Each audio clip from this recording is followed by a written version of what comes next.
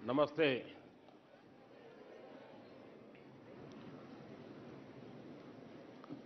शायद इतनी ठंड में पहली बार परीक्षा पे चर्चा हो रही है। आमतौर पर फरवरी में करते हैं, लेकिन अब विचार आया कि आप सबको 26 जनवरी का भी लाभ मिले। फायदा उठाया ना? जो बाहर के हैं उन्होंने गए थे कर्तव्य पथ पे। कैसा लगा? बहुत अच्छा लगा। अच्छा, घर जाके क्या बताएंगे? कुछ नहीं बताएंगे।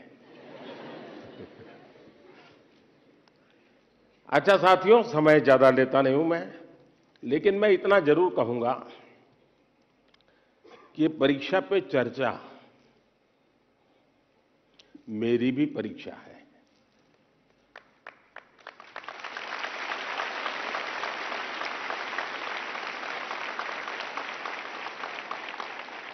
और देश के कोटि कोटि विद्यार्थी मेरी परीक्षा ले रहे हैं और मुझे ये परीक्षा देने में खुशी होती है, आनंद आता है, क्योंकि मुझे जो सवाल मिलते हैं लाखों की तादाद में, बहुत प्रोएक्टिवली बच्चे सवाल पूछते हैं, अपनी समस्या बताते हैं, व्यक्तिगत पीड़ा भी बताते हैं। मेरे लिए बड़ा सौभाग्य है कि मेरे देश का युवा मन क्या सोचता है, किन उलझनों से गुजरता है, देश से उसकी अपेक्षाएं क्या है, सरकारों से उसकी अपेक्षाएं क्या है, उसके सपने क्या है, संकल्प क्या है। यानी सचमुच में मेरे लिए ये बहुत बड़ा खजाना है। और मैं तो मेरी सिस्टम को कहा हुआ है कि इन सारे सवालों को इकट्ठा करके रखिए। कभी 10-15 साल के बाद मौका मिलेगा तो उसको सोशल साइंटिस्टों के द्वारा उसका एनालिसिस करेंगे। और पीढ़ी बदलती जाती है, वैसे स्थितियां जैसे बदलती जाती हैं, वैसे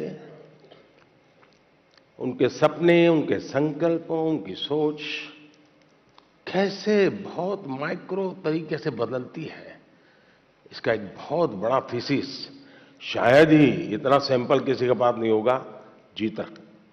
आप लोग मुझे सवाल पूछ करके भेजते हैं। चलिए, लंबी बातें नहीं करते हैं। मैं चाहूंगा कि कहीं से शुरू करें, ताकि हर बार मेरे पर एक शिकायत आती है कि साहब ये कार्यक्रम बहुत लंबा चलता है। आपका क्या मत है? लंबा चलता है? लंबा चलना चाहिए? अच्छा, मुझे और कोई काम करना नहीं है? अच्छा ठीक है, आप ही के लिए हूं। बताइए क्या करेंगे? कौन पहले पूछते हैं? दुनिया को बदलने की तमन्ना हो अगर, दुनिया को बदलने की तमन्ना हो अगर, दुनिया को नहीं खुद को बदलना सीखे। माननीय प्रधानमंत्री जी, आपका प्रेरक एवं ज्ञानवर्धक उद्बोधन सदैव हमें सकारात्मक ऊर्जा एवं विश्वास से भर देता है। आपके बृहद अनुभव एवं ज्ञानपूर्ण मार्गदर्शन की हम सब उत्सुकता से प्रतीक्षा कर रहे हैं। माननीय, आपके आशीर्वाद एवं अनुमति से हम इस कार्यक्रम का शुभारंभ करना चाहते हैं।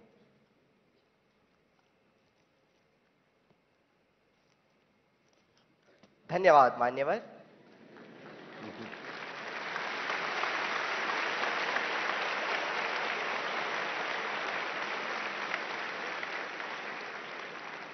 माननीय प्रधानमंत्री जी, अपनी समृद्ध सांस्कृतिक विरासत और स्थापत्य सौंदर्य के लिए प्रसिद्ध शहर मदुरई से अश्विनी एक प्रश्न पूछना चाहती है। अश्विनी, कृपया अपना प्रश्न पूछिए। Honorable Prime Minister Sir, Namaskar.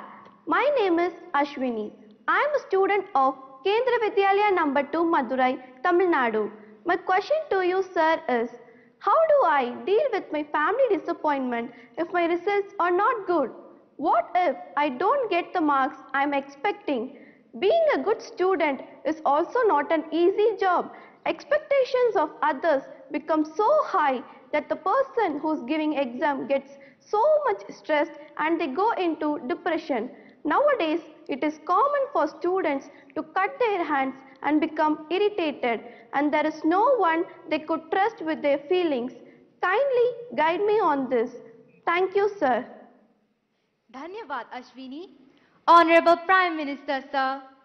Navtesh Dagur hails from the heart of India's capital, Delhi, the imperial seat of several empires, with its charming blend of a grand medieval history and amazing architectural style. Navtesh is seated in the hall and wishes to discuss an identical issue through his question. Navtesh, please ask your question. Good morning, Honorable Prime Minister, sir. I am Navtesh Jagur of Kendriya Vidyalaya, Pitampura, Delhi region. Sir, my question to you is, how do I deal with my family's situation when my results are not good? Kindly guide me, sir. Thank you very much. Thank you Navdesh.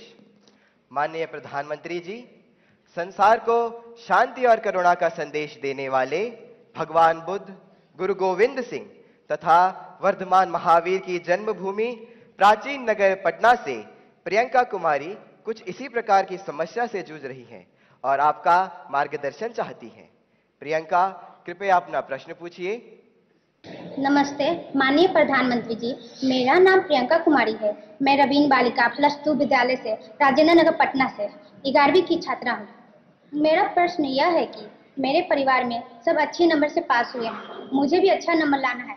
इसके लिए मैं तनाव में चली गई हूँ। इसके लिए आप मुझे मार्गदर्शन दें। धन्यवाद। धन्यवाद प्रियंका। माननीय प्रधानमंत्री जी, अश्विनी, नवतेश एवं प्रियंका यह महसूस करते हैं कि यह महत्वपूर्ण मुद्दा कई छात्रों को प्रभावित करता है और इसे हल करने के लिए आपका मार्गदर्शन चाहते हैं। अश्विनी, आप क्रिकेट खेलती हैं क्या? क्रिकेट में गूगली बॉल होता है।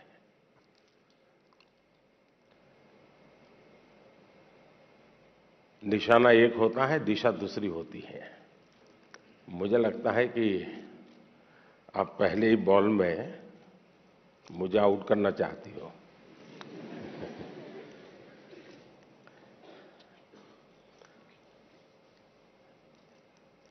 अगर परिवार के लोगों के आपसे से बहुत अपेक्षाएं होना बहुत स्वाभाविक है और उसमें कुछ गलत भी नहीं है, लेकिन अगर परिवार के लोग अपेक्षाएं सोशल स्टेटस के कारण कर रहे हैं तो वो चिंता का विषय है। उनका सोशल स्टेटस का उन पर इतना दबाव होता है, उनके मन पे इतना प्रभाव होता है कि उनको लगता है कि जब सोसाइटी में जाएंगे तो बच्चों के लिए क्या बताएंगे। अगर बच्चे वीक हैं तो कैसे उनके सामने चर्चा करेंगे। और कभी-कभी माँ बाप भी आपकी क्षमता को जानने के बावजूद भी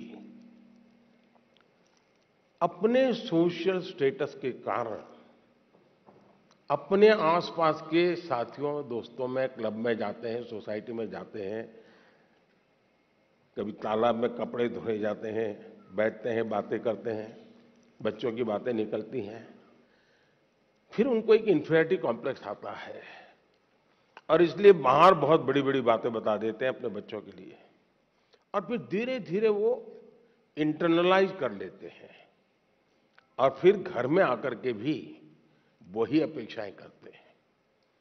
और समाज जीवन में ये सहज प्रवृत्ति बनी हुई है।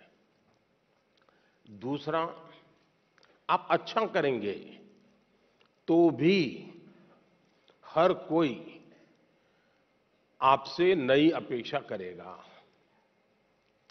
हम तो राजनीति में हैं, हम कितने ही चुनाव क्यों न जीत लें, लेकिन ऐसा दबाव पैदा किया जाता है कि हमें हारना ही नहीं है। 200 लाए हैं तो बोले 250 क्यों नहीं लाए, 250 लाए तो 300 क्यों नहीं लाए, 300 लाए तो 350 क्यों नहीं लाए। चारों तरफ से दबाव बनाया जाता है। लेकिन क्या हमें इन दबावों से दबना चाहिए क्या? पल भर सोचिए कि आपको जो दिन भर कहा जाता है, चारों तरफ से जो सुना जाता है, उसी में अपना समय बर्बाद करेंगे कि आप अपने भीतर देखेंगे अपनी क्षमता, अपनी प्रायोरिटी, अपनी आवश्यकता, अपने इरादे। थोड़ा हर अपेक्षाओं को उसके साथ जोड़िए। आप कभी क्रिकेट मैच देखने गए होंगे तो आपने देखा होगा कि कुछ बैट्समैन खेलने के लिए आते हैं और पूरा स्टेडियम, हजारों लोग होते हैं स्टेडियम में, वे चिल्लाना शुरू करते हैं, चौका चौका चौका, छक्का छक्का, शिक्षक। क्या वो ऑडियंस की डिमांड के ऊपर चौके और छक्के लगाता है क्या? ऐसा करता है क्या कोई प्लेयर? चिल्लाते रहे, कितना ही चिल्लाते रहे, उसका ध्यान उस बॉल पर ही होता है जो आ रहा है। उस बॉलर के माइंड को स्टडी करने की कोशिश करता है और जैसा बॉल है वैसे ही खेलता है, न कि ऑडियंस चिल्लाता है। फोकस रहता है। अगर आप भी अपनी एक्टिविटी में फोकस रहते हैं तो ये आपके जो कुछ भी दबाव बनता है, अपेक्षाएं बनती हैं, कभी न कभी आप उसको मिटवित करेंगे, आप उस संकटों से बाहर आ जाएंगे। और इसलिए मेरा आपसे आग्रह होगा कि आप दबावों के दबाव में न रहें। हां, कभी कभी दबाव को एनालिसिस कीजिए। कहीं ऐसा तो नहीं है कि आप स्वयं के विषय में अंडर एस्टिमेट कर रहे हैं। आपकी क्षमता बहुत है, लेकिन आप खुद ही इतने डिफरेंस मेंटालिटी के हैं कि नया करने के लिए सोचते नहीं।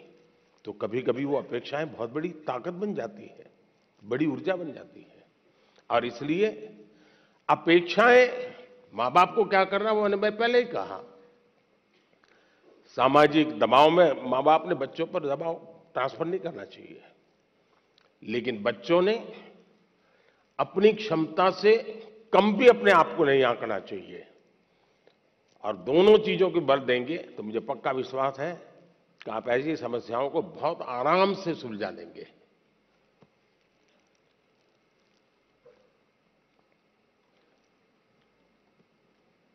कहां गए एंकर?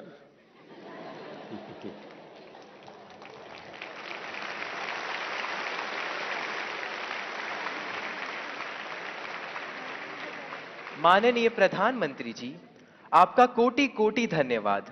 आपके प्रेरक वचनों से अभिभावकों का अपने बच्चों के लिए समझने का मार्ग मिला है। मान्यवर के दबाव में न रहें, हम गांठ बांधकर परीक्षा में उत्साह बनाए रखेंगे। आपका धन्यवाद। माननीय प्रधानमंत्री जी, चंबा प्रकृति के अनछुए सौंदर्य को समेटे भारत के पेरिस के रूप में प्रसिद्ध पर्वतीय नगर है। चंबा हिमाचल प्रदेश से आरुषि ठाकुर आभासी माध्यम से हमसे जुड़ रही हैं। आरुषि, कृपया अपना प्रश्न पूछें। माननीय प्रधानमंत्री जी नमस्कार। मेरा नाम आरुषि ठाकुर है और मैं केंद्रीय विद्यालय बनीखेत ढलौजी, जिला चंबा की कक्षा 11वीं की छात्रा हूँ। माननीय, मेरा आपसे यह प्रश्न है कि परीक्षा के दौरान जो बात मुझे सबसे ज्यादा परेशान करती है वह यह है कि मैं पढ़ाई कहाँ से शुरू करूँ। मुझे हमेशा लगता है कि मैं सब कुछ भूल गई हूँ और मैं इसी के ही बारे में सोचती रहती हूँ, जो मुझे काफी तनाव देता है। कृपया कर मार्गदर्शन कीजिए। धन्यवाद सर। धन्यवाद आरुषि। माननीय प्रधानमंत्री जी, भारत में धान का कटोरा के नाम से प्रसिद्ध राज्य छत्तीसगढ़ की राजधानी है रायपुर। रायपुर की अदिति दीवान इसी समस्या पर अपनी मन की जिज्ञासा का समाधान चाहती है। अदिति, अपना प्रश्न पूछिए। माननीय प्रधानमंत्री जी, नमस्कार। मेरा नाम अदिति दीवान है और मैं कृष्णा पब्लिक स्कूल रायपुर छत्तीसगढ़ में कक्षा 12वीं की छात्रा हूँ। मेरा आपसे यह प्रश्न है कि मैं इस बात को लेकर चिंतित रहती हूँ कि मुझे बहुत कुछ करना है, लेकिन अंतिम तक मैं कुछ भी नहीं कर पाती हूँ, क्योंकि मेरे पास बहुत सारे कार्य होते हैं। यदि मैं अपना कोई कार्य समय पर पूरा कर भी लूँ तो और ज्यादा परेशान हो जाती हूँ, क्योंकि फिर अन्य कार्यों को करने में या तो बहुत ज्यादा देर लगा देती हूँ या तो उन्हें आगे तक के लिए टाल देती हूँ। मैं यह जानने के लिए उत्सुक हूँ कि मैं अपने सारे काम सही समय पर कैसे पूरे करूं। धन्यवाद। धन्यवाद अदिति। माननीय प्रधानमंत्री जी, आरुषि और अदिति अपनी परीक्षा की तैयारी एवं समय के सदुपयोग पर आपका मार्गदर्शन चाहते हैं। कृपया उनकी समस्या का समाधान करें। माननीय प्रधानमंत्री जी। देखिए, सिर्फ परीक्षा के लिए ही नहीं, वैसे भी जीवन में टाइम मैनेजमेंट के प्रति हमें जागरूक रहना चाहिए। परीक्षा और नो परीक्षा, आपने देखा होगा काम का ढेर क्यों हो जाता है। काम का ढेर इसलिए हो जाता है समय पर उसको किया नहीं इसलिए। और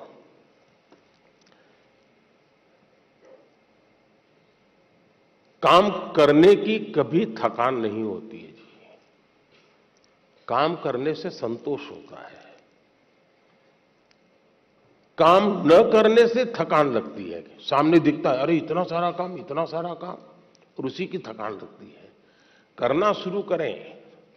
दूसरा, आप कभी कागज पे अपना पेन पेंसिल लेके डायरी पे लिखिए। एक हफ्ते भर आप नोट कीजिए कि आप अपना समय कहां बिताते हैं। अगर पढ़ाई भी करते हैं तो कितना समय किस विषय को देते हैं, और उसमें भी शॉर्टकट ढूंढते हैं कि बेसिक में जाते हैं, बारीकियों में जाते हैं। थोड़ा अपना एक एनालिसिस कीजिए। मैं पक्का मानता हूं कि आपको ध्यान में आएगा कि आप जो आपकी पसंद की चीजें हैं उसी में सबसे ज्यादा समय लगाते हैं और उसी में खोए रहते हैं। फिर 3 विषय ऐसे हैं जो कम पसंद है लेकिन जरूरी है, वो फिर आपको बोझ लगेगा। मैंने 2-2 घंटे मेहनत की लेकिन ये तो हुआ नहीं। और इसलिए आप सिर्फ पढ़ना 2 घंटे ऐसा नहीं, लेकिन पढ़ने में भी जब फ्रेश माइंड है तब जो सबसे कम पसंद विषय है, आपको सबसे ज्यादा कठिन लगता है, तय कीजिए पहली 30 मिनट इसको, फिर एक पसंदगी वाला विषय है 20 मिनट उसको, फिर थोड़ा कम पसंद वाला 30 मिनट उसको। आप ऐसा स्लैब बनाइए तो आपको रिलैक्सेशन भी मिलेगा और आपको धीरे धीरे उन विषयों पर रुचि बढ़ेगी जो आप नॉर्मली टालते हैं और अच्छे विषय में खोए रहते हैं। और समय भी तो बहुत जाता है। आपने देखा होगा, आप में से जो लोग पतंग चगाते होंगे, मुझे तो बचपन में बहुत शौक था। पतंग की जो माजा होता है, धागा होता है, वो कभी एक दूसरे में उलझ जाकर के एकदम से बड़ा गुच्छा बन जाता है। अब बुद्धिमान इंसान क्या करेगा? यूं यूं खींचेगा क्या? ताकत लगाएगा क्या? ऐसा नहीं करेगा। तो धीरे से एक एक तार को पकड़ने की कोशिश करेगा कि खुलने का रास्ता कहां है, और फिर धीरे धीरे धीरे खोलेगा तो इतना बड़ा गुच्छा भी आराम से खुल जाएगा और सारा माजा, सारा धागा एक जैसी जरूरत है वैसा उसके हाथ लग जाएगा। हमें भी उस पर जोर जबरदस्ती नहीं करनी है, आराम से सॉल्यूशन निकालना है। और अगर आराम से सॉल्यूशन निकालेंगे तो मुझे पक्का विश्वास है कि आप उसको बड़े ढंग से करेंगे। दूसरा, आपने कभी घर में अपनी मां के काम को ऑब्जर्व किया है क्या? यूं तो आपको अच्छा लगता है कि जैसे स्कूल से आए तो मां ने सब रेडी करके रखा था, सुबह स्कूल जाना था तो मां ने सब तैयार करके रख दिया था, लगता तो बहुत अच्छा है। लेकिन क्या कभी ऑब्जर्व किया है कि मां का टाइम मैनेजमेंट कितना बढ़िया है? उसको पता है सुबह ये है तो मुझे 6 बजे ये करना पड़ेगा, 6:30 बजे ये करना पड़ेगा, उसको 9 बजे जाना है तो ये करना पड़ेगा, वो 10 बजे घर आएगा तो ये करना पड़ेगा। यानी इतना परफेक्ट टाइम मैनेजमेंट मां का होता है। और जबकि काम सबसे ज्यादा मां करती रहती है, लेकिन किसी काम में उसको बोझ अनुभव नहीं होता है। थक गई, बहुत काम है, बहुत ज्यादा, ऐसा नहीं करती। क्यों? उसे मालूम है कि मुझे इतने घंटे में ये तो करना है। और जब एक्स्ट्रा टाइम मिलता है तब भी वो चुप नहीं बैठती, कुछ न कुछ अपना क्रिएटिव एक्टिविटी करती रहती है। सुई धागा लेके बैठ जाएगी, कुछ तो करती रहेगी, रिलैक्स करने के लिए भी उसने व्यवस्था रखती है। अगर मां की गतिविधि को ढंग से ऑब्जर्व करोगे तो भी आपको एज ए स्टूडेंट अपना टाइम मैनेजमेंट का महत्व क्या होता है। और टाइम मैनेजमेंट ने 2 घंटे, 4 घंटे, 3 घंटे ये नहीं, माइक्रो मैनेजमेंट चाहिए। किस विषय को कितना टाइम देना है, किस काम को कितना टाइम देना है, और इतना बंधन भी नहीं डालने हैं कि बस 6 दिन तक ये करूंगा ही नहीं क्योंकि मुझे पढ़ना है। फिर तो आप थक जाओगे। आप ढंग से उसको डिस्ट्रीब्यूट कीजिए समय को, जरूर आपको लाभ होगा। धन्यवाद।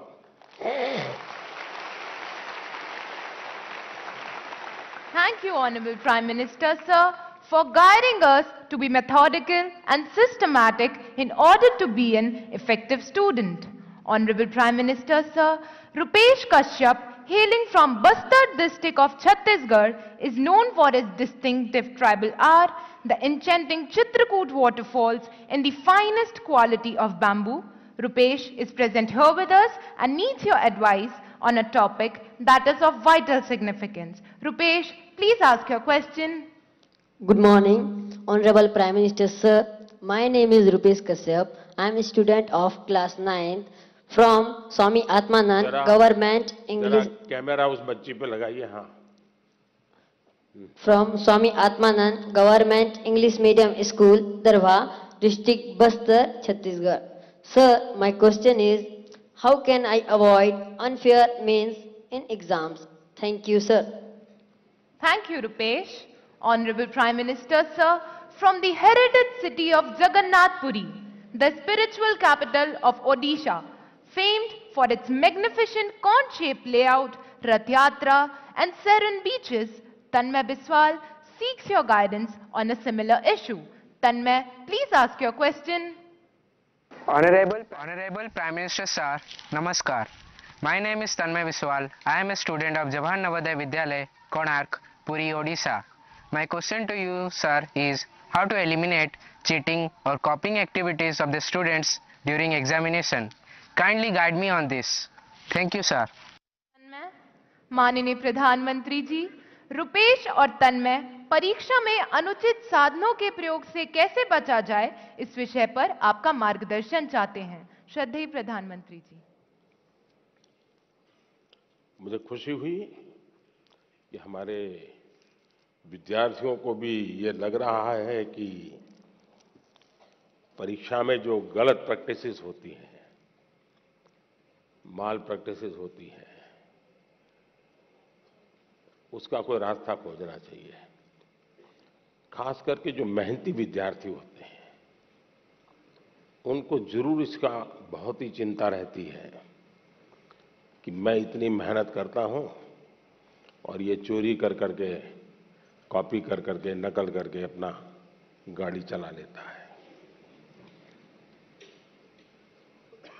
पहले भी शायद चोरी तो करते होंगे लोग, नकल तो करते होंगे, लेकिन छुप छुप करके करते होंगे।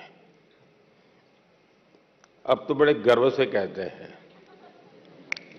कि आज सुपरवाइजर को बुद्धू बना दिया।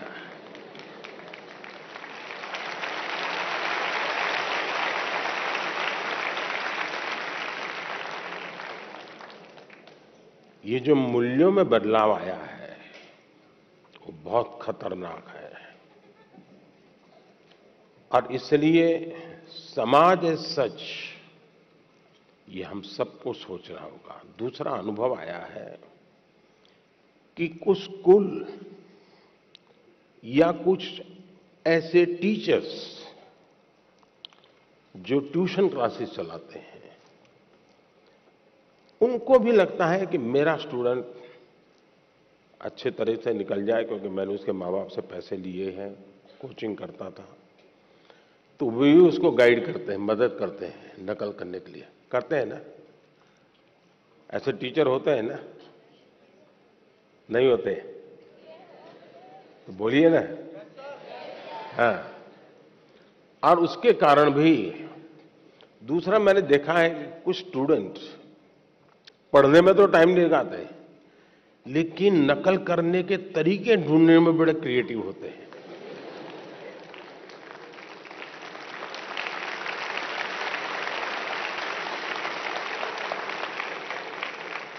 उसमें घंटे लगा देंगे, वो कापली बनाएंगे तो उसमें छोटे छोटे छोटे अक्षरों की बनाएंगे। कभी कभी तो मुझे लगता है कि इसके बजाय वो नकल के तरीके, नकल की टेक्निक, उसमें जितना दिमाग खपाता है, और बड़े क्रिएटिव होते हैं ये चोरी करने वाले, इसके बजाय अगर उतना ही समय उसी क्रिएटिविटी को, टैलेंट को सीखने में लगा देता तो शायद वो अच्छा कर पाता। किसी ने उसको गाइड करना चाहिए था, किसी ने उसको समझाना चाहिए था। दूसरा ये बात समझ के चले, अब जिंदगी बहुत बदल चुकी है, जगत बहुत बदल चुका है, और इसलिए ये बहुत आवश्यक है कि एक एग्जाम से निकले मतलब जिंदगी निकल गई, ये संभव नहीं है जी। आज आपको डगर डगर हर जगह पे कोई इनको एग्जाम देनी पड़ती है। कितनी जगह पे नकल करोगे जी? और इसलिए जो नकल करने वाला है वो शायद एक आध दो एग्जाम को तो निकल जाएगा, लेकिन जिंदगी कभी पार नहीं कर पाएगा।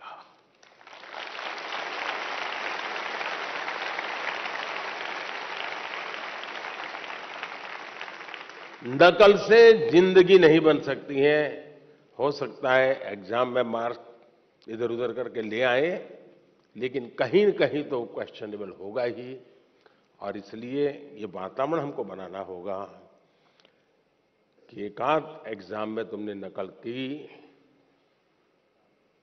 हो गया तुम निकल गए, लेकिन आगे चल करके शायद तुम जिंदगी में फंसे रहोगे। दूसरा, जो विद्यार्थी कड़ी मेहनत करते हैं उनसे भी मैं कहूंगा कि आपकी मेहनत आपकी जिंदगी में रंग लाएगी। हो सकता है कोई ऐसा ही फालतू 2-4 मार्क्स आपसे ऊपर ले जाएगा, लेकिन वो कभी भी आपकी जिंदगी की रुकावट नहीं बन पाएगा। आपके भीतर की जो ताकत है, आपके भीतर की जो ताकत है, वही ताकत आपको आगे ले जाएगी। कृपा करके उसको तो फायदा हो गया, चलो मैं भी उस रास्ते पर चल पड़ूं, ऐसा कभी मत करना, कभी मत करना दोस्तों। एग्जामें तो आती हैं जाती हैं, हमें जिंदगी जीनी है, जी भर के जीनी है, जीतते जीतते जिंदगी जीनी है। और इसलिए हमें शॉर्टकट की तरफ नहीं जाना चाहिए। और आप तो जानते हैं, रेलवे स्टेशन पर आपने देखा होगा, हर रेलवे स्टेशन पे पटरी जहां होती है ना, वहां ब्रिज होता है। तुम लोग ब्रिज पे जाना पसंद नहीं करते, पटरी कूद करके जाते हैं। कोई कारण नहीं, ऐसे ही बस मजा आता है। तो वहां लिखा है shortcut will cut you short. इसलिए कोई अगर शॉर्टकट से कुछ कर लेता होगा, आप उसके टेंशन को पालिए मत, आप अपने आप को उससे मुक्त रखिए, आप अपने पर फोकस कीजिए, आपको अच्छा परिणाम मिलेगा। धन्यवाद। धन्यवाद माननीय प्रधानमंत्री जी, आपके वचन सीधे हमारे हृदय में उतर गए हैं। आपका धन्यवाद। Honorable Prime Minister Sir, from Palakkad, the land of paddy fields, where the gentle breeze carries the aroma of harvested crops and the sound of traditional Kerala music, Sujal K seeks your guidance. Sujal, please ask your question. नमस्कार आदरणीय प्रधानमंत्री महोदय, मेरा नाम तेजस सुजय है। मैं 9वीं कक्षा में केंद्रीय विद्यालय कंजीकोट एर्नाकुलम संभाग का छात्र हूँ। मेरा प्रश्न यह है, हार्डवर्क और स्मार्ट वर्क में से कौन सा वर्क जरूरी है? क्या अच्छी परिणामों के लिए दोनों जरूरी हैं? कृपया अपना मार्गदर्शन दीजिए। धन्यवाद श्रीमान। Thank you, Sujal. Honorable Prime Minister Sir. क्या सवाल था उनका? क्या पूछ रहे थे? सर, हार्ड वर्क के बाद। हार्ड वर्क और स्मार्ट वर्क। हार्ड वर्क और smart work. Thank you sir.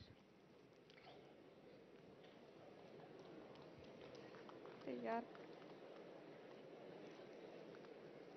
अच्छा, आपने बचपन में एक कथा पढ़ी होगी, सबने जरूर पढ़ी होगी, और इससे आप अंदाज लगा सकते हैं कि स्मार्ट वर्क क्या होता है, हार्ड वर्क क्या होता है। हम बचपन में थे तो एक कथा पढ़ाते थे कि एक घड़े में पानी था, पानी जरा गहरा था और एक कौवा पानी पीना चाहता था, लेकिन अंदर वो पहुंच नहीं पाता था। तो उस कौवे ने छोटे छोटे कंकर उठा करके उस घड़े में डाले और धीरे धीरे पानी ऊपर आया और फिर उसने आराम से पानी पिया। सुना है ये कथा? अब इसको आप क्या कहेंगे, हार्ड वर्क कहेंगे कि स्मार्ट वर्क कहेंगे?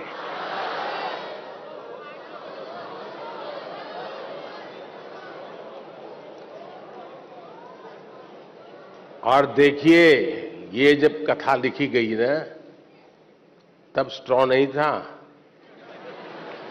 वरना एक कौवा बाजार में जाके स्ट्रॉ लेके आता। देखिए, कुछ लोग होते हैं जो हार्ड वर्क ही करते रहते हैं, कुछ लोग होते हैं जिनके जीवन में हार्ड वर्क का नामो निशान नहीं होता है, कुछ लोग होते हैं जो हार्डली स्मार्ट वर्क करते हैं, और कुछ लोग होते हैं जो स्मार्टली हार्ड वर्क करते हैं।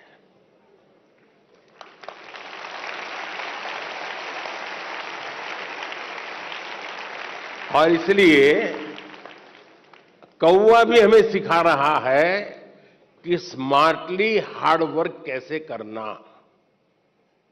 और इसलिए हमें हर काम को, पहले काम को बारीकी से समझिए। कुछ लोग हो गए, आपने देखा होगा कि चीजों को समझने के बजाय सीधा ही अपनी बुद्धि अपनाना शुरू कर देते हैं, फिर ढेर सारी मेहनत करे, परिणाम मिलता ही नहीं है। मुझे याद है, मैं बहुत पहले ट्राइबल बेल्ट में काम करता था, तो मुझे काफी इंटीरियर में जाना था। तो किसी ने हमें, उस जमाने की जो पुरानी जीप होती थी, उसने व्यवस्था की कि आप उसको लेके जाइए। अब सुबह हम कोई 5:30 बजे निकलने वाले थे, लेकिन हमारी जीप चली नहीं रही थी। हम अब ढेर सारी कोशिश की, धक्के मारे, ये किया, दुनिया भर का हार्ड वर्क किया, लेकिन हमारी जीप नहीं चली। 7, साढ़े 7 बज गए तो एक मैकेनिक को बुलाया। अब मैकेनिक ने मुश्किल से 2 मिनट लगाया होगा और 2 मिनट में उसने ठीक कर दिया। और फिर वो कहे साहब 200 रुपये देने पड़ेंगे। मैंने कहा यार 2 मिनट का 200 रुपया? बोले साहब ये 2 मिनट का 200 रुपया नहीं है, ये 50 साल के अनुभव का 200 रुपया है।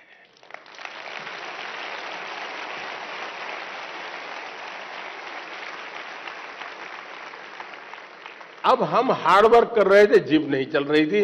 उसने स्मार्टली थोड़े से बोल्ट टाइट करने थे, हार्डली उसको 2 मिनट लगा होगा जी, गाड़ी चल गई। कहने का तात्पर्य ये है कि हर चीज बड़ी मेहनत मजदूरी से करेंगे तो होगा, ऐसा आपने देखा होगा। पहलवान जो होते हैं, यानी जो खेल कूद की दुनिया के लोग होते हैं, उसको कौन सा खेल से वो जुड़ा हुआ है, उस खेल में उसको किस मसल्स की जरूरत होती है। जो ट्रेनर होता है उसको मालूम है। अब जैसे विकेट कीपर होगा तो विकेट कीपर को ऐसे ही झुक करके घंटों तक खड़े रहना होता है। अब हमें क्लास में कुछ गलत किया और टीचर कान पकड़ के नीचे बिठा देते हैं, ऐसे हाथ पैर में अंदर डाल के, तो कितना दर्द होता है कि नहीं होता है? एक तो साइकोलॉजिकल भी होता है, फिजिकल भी होता है कि पैर ऐसे करके कान पकड़ के बैठना होता है। तकलीफ होती है ना। लेकिन ये जो विकेट कीपर होता है ना, उसकी ट्रेनिंग का हिस्सा होता है, उसको घंटों तक ऐसे खड़ा रखते हैं ताकि धीरे धीरे उसके वो मसल मजबूत हो जाए, ताकि वो विकेट कीपर के नाते अच्छा काम करे। बॉलर होता है तो उसको उस विधा की जरूरत नहीं है, उसको दूसरी विधा की जरूरत है, तो उसको वो करवाते हैं। और इसलिए हमें भी जिस चीज पे जरूरत है वहीं फोकस करना चाहिए जो हमारे लिए उपयोगी है। हर चीज प्राप्त करने की कोशिश से मेहनत बहुत लगेगी, हाथ पैर ऊंचे करते रहो, दौड़ते रहो, टिकना करो, फलाना करो। जनरल हेल्थ के लिए, फिटनेस के लिए ठीक है, लेकिन अगर मुझे अचीव करना है तो उन स्पेसिफिक एरियाज को मुझे एड्रेस करना होगा। और ये जिसको समझ होती है वो परिणाम भी देता है। अगर बॉलर है और उसके ये मसल्स ठीक नहीं है तो कहां बॉलिंग कर पाएगा, कितनी ओवर कर पाएगा। जो लोग वेट लिफ्टिंग करते हैं उनके अलग प्रकार के मसल्स को मजबूत करना होता है। हार्ड वर्क तो वो भी करते हैं, लेकिन वो स्मार्टली हार्ड वर्क करते हैं, और स्मार्टली हार्ड वर्क करते हैं तब जाकर के परिणाम मिलता है। बहुत बहुत धन्यवाद। Thank you, Honorable Prime Minister, sir, for your insightful guidance on choosing consistent hard work in our lives. माननीय प्रधानमंत्री जी, गुरु द्रोणाचार्य के नाम से विख्यात साइबर सिटी हरियाणा के प्रसिद्ध औद्योगिक नगर गुरुग्राम की छात्रा जोविता पात्रा सभागार में उपस्थित है और आपसे प्रश्न पूछना चाहती है। जोविता, कृपया अपना प्रश्न पूछें। Namaskar, Honorable Prime Minister Sir. My name is Jovita Patra and I am a student of class 10th of Jawahar Navodaya Vidyalaya, Gurugram, Haryana. It's my privilege and great honor to participate in the Pariksha Pe Charcha 2023. Honorable Prime Minister Sir, my question to you is, being an average student, how can I focus on my studies? Kindly guide me on this issue. Thank you, sir. धन्यवाद जोविता। माननीय प्रधानमंत्री जी, जोविता पात्रा एक average student आपसे exam में कैसे बेहतर करे इसके बारे में आपसे मार्गदर्शन चाहते हैं। कृपया उनका मार्गदर्शन करें। माननीय प्रधानमंत्री जी। सबसे पहले तो मैं आपको बधाई देता हूं कि आपको पता है कि आप एवरेज हैं।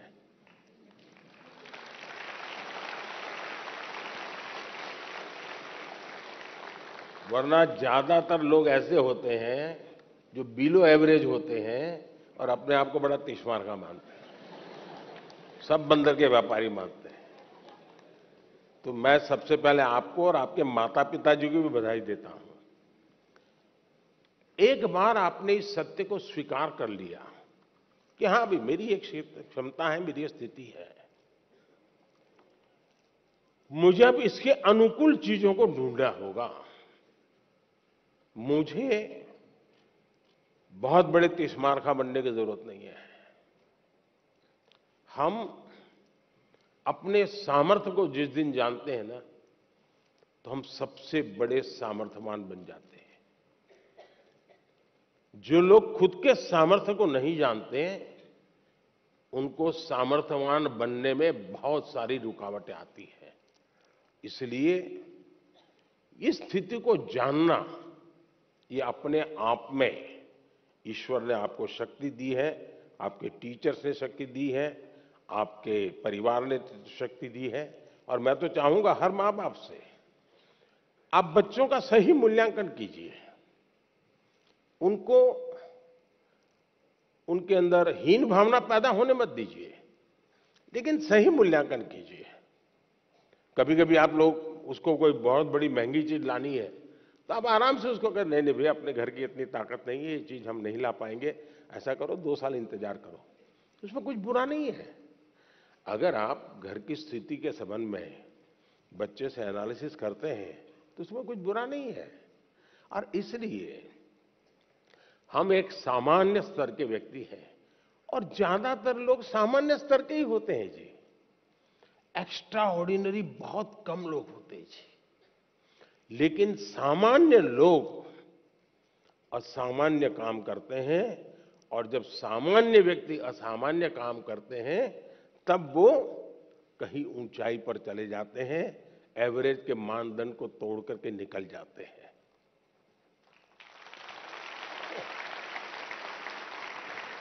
और इसलिए हमें कभी भी ये सोचना है। दुनिया में आप देखिए, ज्यादातर जो लोग सफल हुए हैं वो क्या है जी? वो किसी जमाने में एवरेज लोग थे जी, असामान्य काम करके आए हैं, बहुत बड़ा परिणाम लेके आए हैं। अब आपने देखा होगा इन दिनों दुनिया में पूरे विश्व की आर्थिक स्थितियों की चर्चा हो रही है। कौन देश कितना आगे गया, किसकी आर्थिक स्थिति कैसी है। और कोरोना के बाद तो ये बड़ा मानदंड बन गया है। और ऐसा तो नहीं है कि दुनिया के पास अर्थवेत्ताओं की कमी है। बड़े बड़े नोबेल प्राइज विनर हैं जो गाइड कर सकते हैं कि ऐसा करने से आर्थिक स्थिति ऐसी बनेगी, ऐसा करने से ऐसी आर्थिक स्थिति। कोई कमी नहीं है। ज्ञान का प्रवाह बांटने वाले तो हर गली मोहल्ले में आजकल अवेलेबल है, और कुछ विद्वान भी अवेलेबल है जिन्होंने बहुत कुछ किया है। लेकिन हमने देखा है कि भारत आज दुनिया में आर्थिक जो तुलनात्मक हो रहा है, भारत को एक आशा की किरण के रूप में देखा जा रहा है।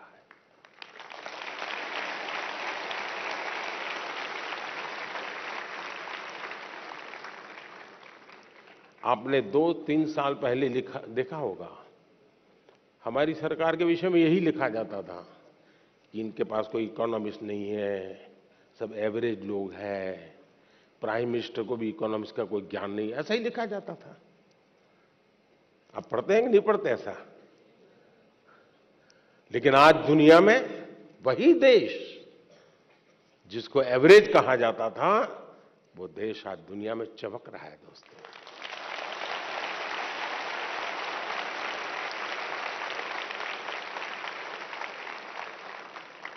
और इसलिए हम इस प्रेशर में न रहे दोस्तों कि आप एक्स्ट्रा ऑर्डिनरी नहीं है, और दूसरी बात, आप एवरेज भी होंगे, आपके भीतर कुछ न कुछ तो एक्स्ट्राऑर्डिनरी होगा ही होगा। और जो एक्स्ट्राऑर्डिनरी है उनके भीतर भी कुछ न कुछ एवरेज होगा। हर एक के पास ईश्वर ने एक अभूतपूर्व क्षमता दी होती है, बस आपको उसको पहचानना है, उसको खाद पानी डालना है, आप बहुत तेजी से आके निकल जाएंगे, ये मेरा विश्वास है। धन्यवाद। Thank you, Honorable Prime Minister, sir, for your wonderful encouragement to make many students and Indians feel valued and cherished. Honorable Prime Minister, sir, Mannat Bajwa hails from the capital city of Chandigarh, famed for its remarkable blend of urban planning with modern architecture and the scenic rock garden of the legendary Nek Chand. She seeks your guidance on a fundamental issue that affects many students like her. Mannat, please ask your question. माननीय प्रधानमंत्री जी, नमस्कार। मेरा नाम मन्नत बाजवा है। मैं Saint Joseph senior secondary school की छात्रा हूँ। मेरा आपसे प्रश्न यह है कि जब मैं अपने आप को आप जैसे प्रतिष्ठित स्थान पर रखकर कल्पना करती हूँ, जहाँ भारत जैसे देश को चलाना, जहाँ इतनी बड़ी जनसंख्या है और जहाँ अपनी राय रखने वालों की बहुतायत है, आपके बारे में नकारात्मक राय रखने वाले लोग भी हैं। क्या वह आपको प्रभावित करते हैं? यदि हाँ करते हैं, तो आप आत्मसंदेह की भावना से कैसे उभरते हैं? मैं इसमें आपसे मार्गदर्शन चाहती हूँ। धन्यवाद श्रीमान। Thank you, Mannat. Honorable Prime Minister, sir, Astami Sen resides in South Sikkim, an area famous for its tea gardens, breathtaking beauty, and tranquil, undisturbed, snow-clad Himalayas. She also requests your directions on identical matter that needs to be addressed. Astami, please ask your question. माननीय प्रधानमंत्री जी, नमस्कार। मेरा नाम अष्टमी सेन है। मैं कक्षा 11वीं की छात्रा डीएवी पब्लिक स्कूल रंगित नगर दक्षिण सिक्किम से हूँ।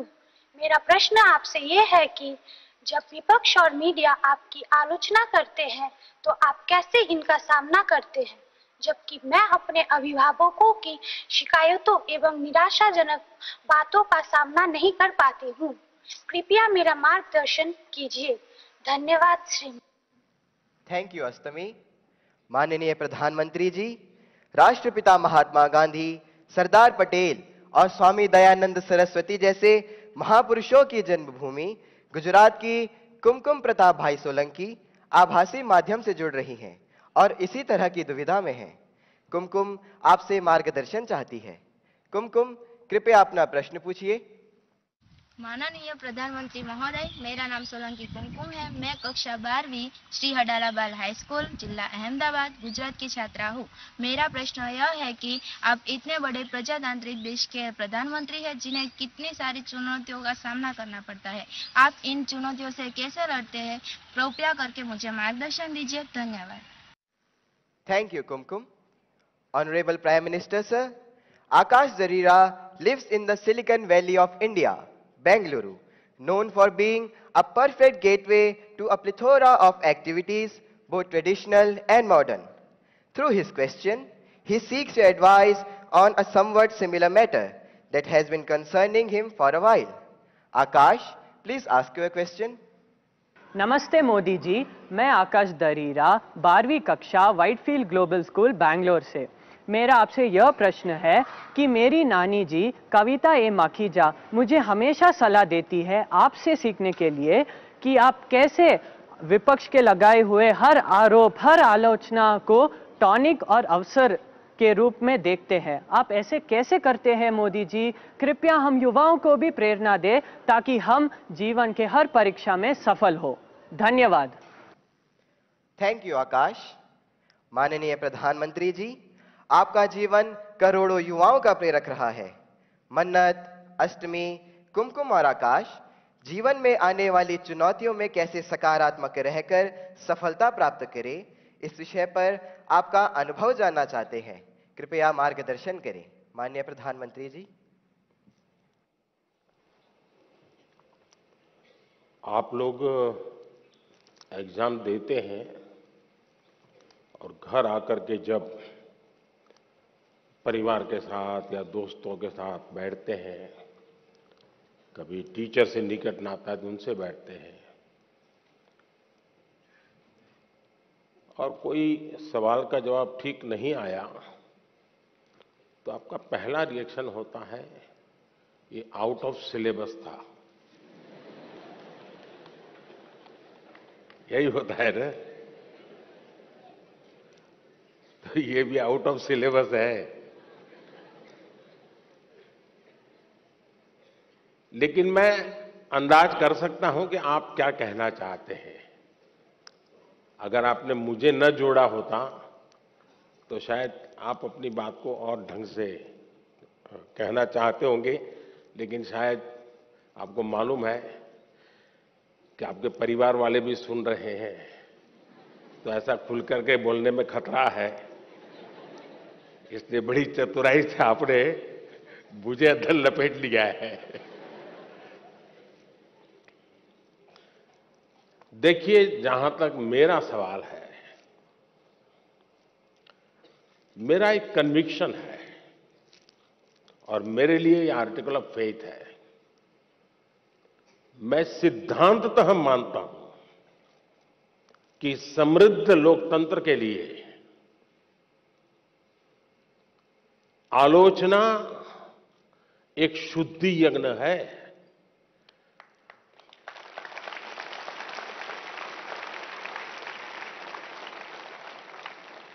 आलोचना ये समृद्ध लोकतंत्र की पूर्व शर्त है, और इसलिए आपने देखा होगा टेक्नोलॉजी में ओपन सोर्स टेक्नोलॉजी होती है, मालूम है ना? ओपन सोर्स होता है, उसमें सब लोग अपनी अपनी चीजें डालते हैं, और ओपन सोर्स टेक्नोलॉजी के माध्यम से ये अलाउ किया जाता है कि देखिए भाई हमने किया है, हम यहां जाकर के अटके हैं, हो सकता है कुछ कमियां होगी, तो लोग उसके अंदर अपने अपने टेक्नोलॉजी को इंसर्ट करते हैं, और काफी लोगों के प्रयास से वो एकदम से समृद्ध एक सॉफ्टवेयर बन जाता है। ये ओपन सोर्स आजकल बहुत ही ताकतवर एक इंस्ट्रूमेंट माना जाता है। उसी प्रकार से कुछ कंपनियां अपनी प्रोडक्ट को मार्केट में रखती है और चैलेंज करती है कि उसमें जो कमियां हैं वो दिखाएगा, उसको हम इनाम देंगे। बाउंड सिस्टम की व्यवस्था खड़ी हुई है। इसका मतलब ये हुआ कि हर कोई चाहता है कि कमियां जो हो उससे मुक्ति का रास्ता कोई इंगित करे तो होगा ना। लेकिन कभी कभी क्या होता है, आलोचना करने वाला कौन है उस पर सारा मामला सेट हो जाता है। जैसे मान लीजिए आप यहां स्कूल के अंदर फैंसी ड्रेस कंपटीशन है, और आपने बड़े चाव से बढ़िया फैंसी ड्रेस पहन करके गए, और आपका प्रिय दोस्त है, एकदम प्रिय दोस्त, जिसकी बात आपको हमेशा अच्छी लगती है, वो कहेगा यार तुमने ऐसा क्या पहना, ये अच्छा नहीं लग रहा है, तो आपका एक रिएक्शन होगा। और एक स्टूडेंट है जो आपको थोड़ा कम पसंद है, नेगेटिव वाइब्रेशंस हमेशा आते हैं उसको देखते ही, आपको उसके बातें बिल्कुल पसंद नहीं है, वो कहेगा देखो ये क्या पहन के आया है, कैसे पहनते हैं क्या, तो आपका एक दूसरा रिएक्शन होगा। क्यों? जो अपना है वो कहता है तो आप उसको पॉजिटिव लेते हैं उस आलोचना को, लेकिन जो आपको पसंद नहीं है वो वही कह रहा है, लेकिन आपको गुस्सा आता है, तू कौन होता है, मेरी मर्जी, ऐसा ही होता है ना। उसी प्रकार से आप आलोचना करने वाले आदतन करते रहते हैं, तो उनको एक बक्से में डाल दीजिए, दिमाग खपाइए मत ज्यादा, क्योंकि उनका इरादा कुछ और है। अब घर में आलोचना होती है क्या? मैं समझता हूं कुछ गलती हो रही है। घर में आलोचना नहीं होती है, ये दुर्भाग्य का विषय है। आलोचना करने के लिए माँ बाप को भी बहुत अध्ययन करना पड़ता है, आपको ऑब्जर्व करना पड़ता है, आपके टीचर को मिलना पड़ता है, आपके दोस्तों की आदतें जाननी पड़ती है, आपकी दिनचर्या को समझना करना पड़ता है, आपको फॉलो करना पड़ता है, आपका मोबाइल फोन पर कितना टाइम जा रहा है, स्क्रीन पर कितना टाइम जा रहा है, सारा बहुत बारीकी से कुछ न बोलते हुए माँ बाप ऑब्जर्व करते हैं। फिर कभी आप किस अच्छे मूड में होते हैं वो देखते हैं, और जब अच्छे मूड में होते हैं, अकेले होते हैं, तब प्यार से वो कहते हैं, अरे यार देख बेटे, तुझमें इतनी क्षमता है, इतना सामर्थ्य है, देख तेरी शक्ति यहाँ क्यों जा रही है। तो वो सही जगह पे वो रजिस्टर होता है, वो आलोचना काम आ जाए। लेकिन आजकल माँ बाप को टाइम नहीं है, वो आलोचना नहीं करते, टोका टोकी करते हैं। और जो गुस्सा आपको आता है ना, वो टोका टोकी का आता है। कुछ भी करो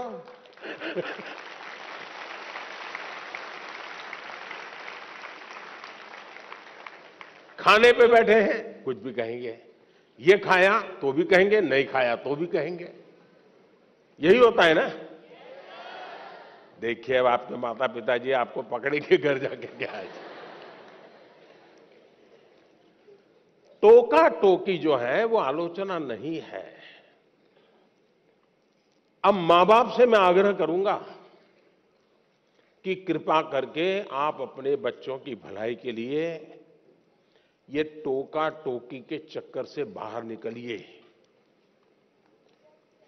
उससे आप बच्चों की जिंदगी को मोल्ड नहीं कर सकते हैं।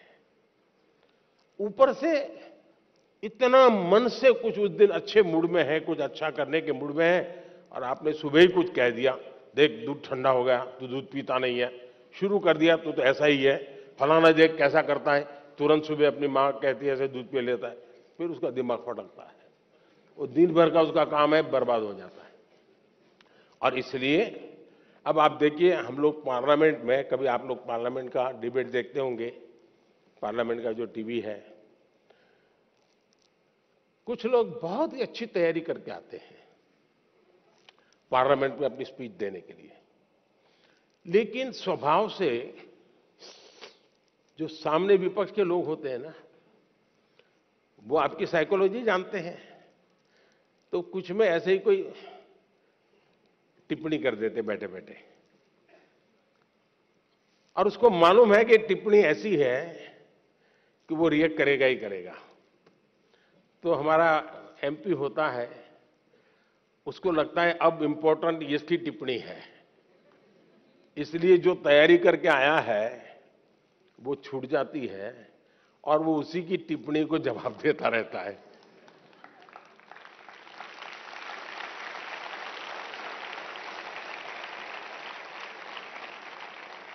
और अपना पूरी बर्बादी कर देता है।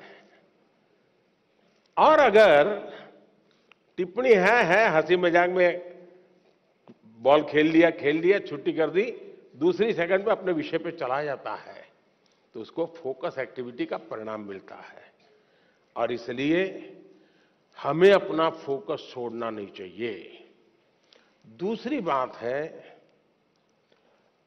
देखिए आलोचना करने के लिए बहुत मेहनत करनी पड़ती है, बहुत अध्ययन करना पड़ता है, उसका एनालिसिस करना पड़ता है, कंपैरिजन करनी पड़ती है, भूतकाल देखना पड़ता है, वर्तमान देखना पड़ता है, भविष्य देखना पड़ता है, बड़ी मेहनत करनी पड़ती है, तब जाके आलोचना संभव होती है। और इसलिए आजकल शॉर्टकट का जमाना है। ज्यादातर लोग आरोप करते हैं, आलोचना नहीं करते। आरोप और आलोचना के बीच में बहुत बड़ी खाई है। हम आरोपों को आलोचना न समझे। आलोचना तो एक प्रकार से वो न्यूट्रिएंट है जो हमें समृद्ध करता है। आरोप वो चीजें हैं जिसको हमने आरोप लगाने वालों को गंभीरता से लेने की जरूरत नहीं है, समय बर्बाद की जरूरत नहीं है। लेकिन आलोचना को कभी लाइट नहीं लेना चाहिए। आलोचना को हमेशा मूल्यवान समझना चाहिए। वो हमारी जिंदगी को बनाने के लिए बहुत काम आती है। और अगर हम ईमानदार हैं, हमने प्रामाणिक सत्यनिष्ठा से काम किया है, समाज के लिए काम किया है, निश्चित मकसद के लिए काम किया है, तो आरोपों की बिल्कुल परवाह मत कीजिए दोस्तों। मैं समझता हूं आपकी एक बहुत बड़ी ताकत बन जाएगी। बहुत बहुत धन्यवाद।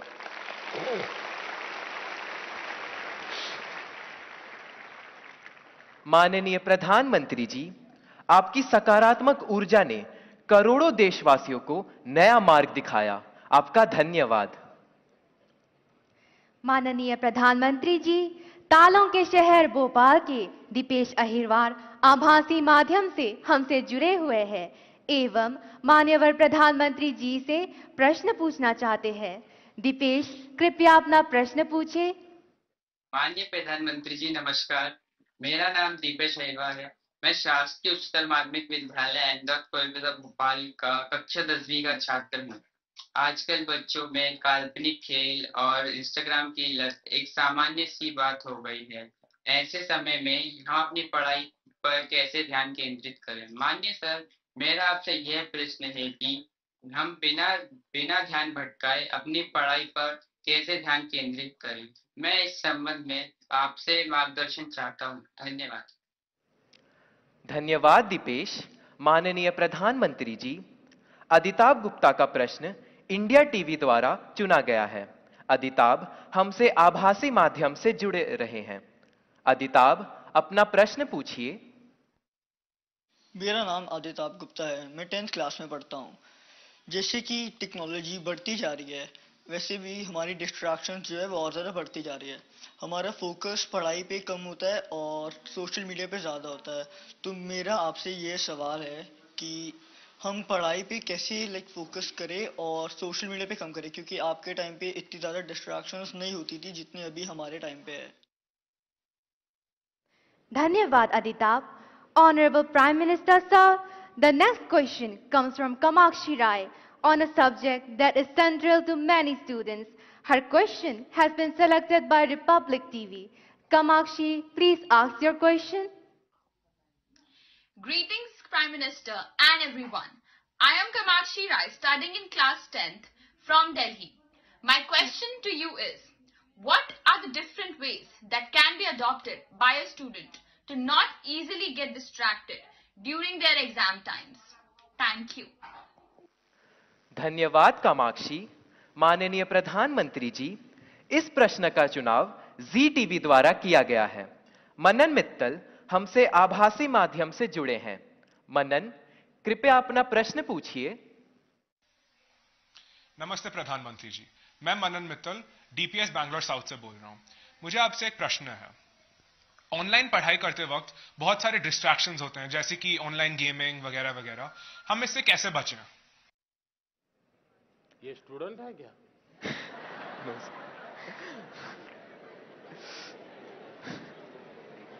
वो गैजेट में खोते रहते होगे। धन्यवाद मनन। माननीय प्रधानमंत्री जी, दीपेश, अदिताभ, कामाक्षी एवं मनन परीक्षा में आने वाले व्यवधान पर और इससे कैसे बाहर निकलें, इस विषय पर आपसे मार्गदर्शन चाहते हैं। कृपया मार्गदर्शन करें माननीय प्रधानमंत्री जी।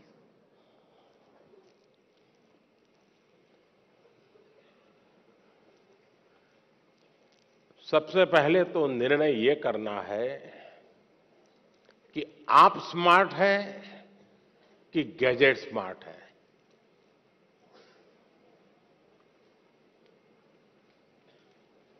कभी कभी तो लगता है कि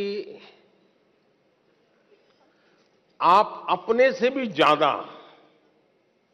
गैजेट्स को ज्यादा स्मार्ट मान लेते हैं और गलती वहीं से शुरू हो जाती है। आप विश्वास करिए, परमात्मा ने आपको बहुत शक्ति दी है।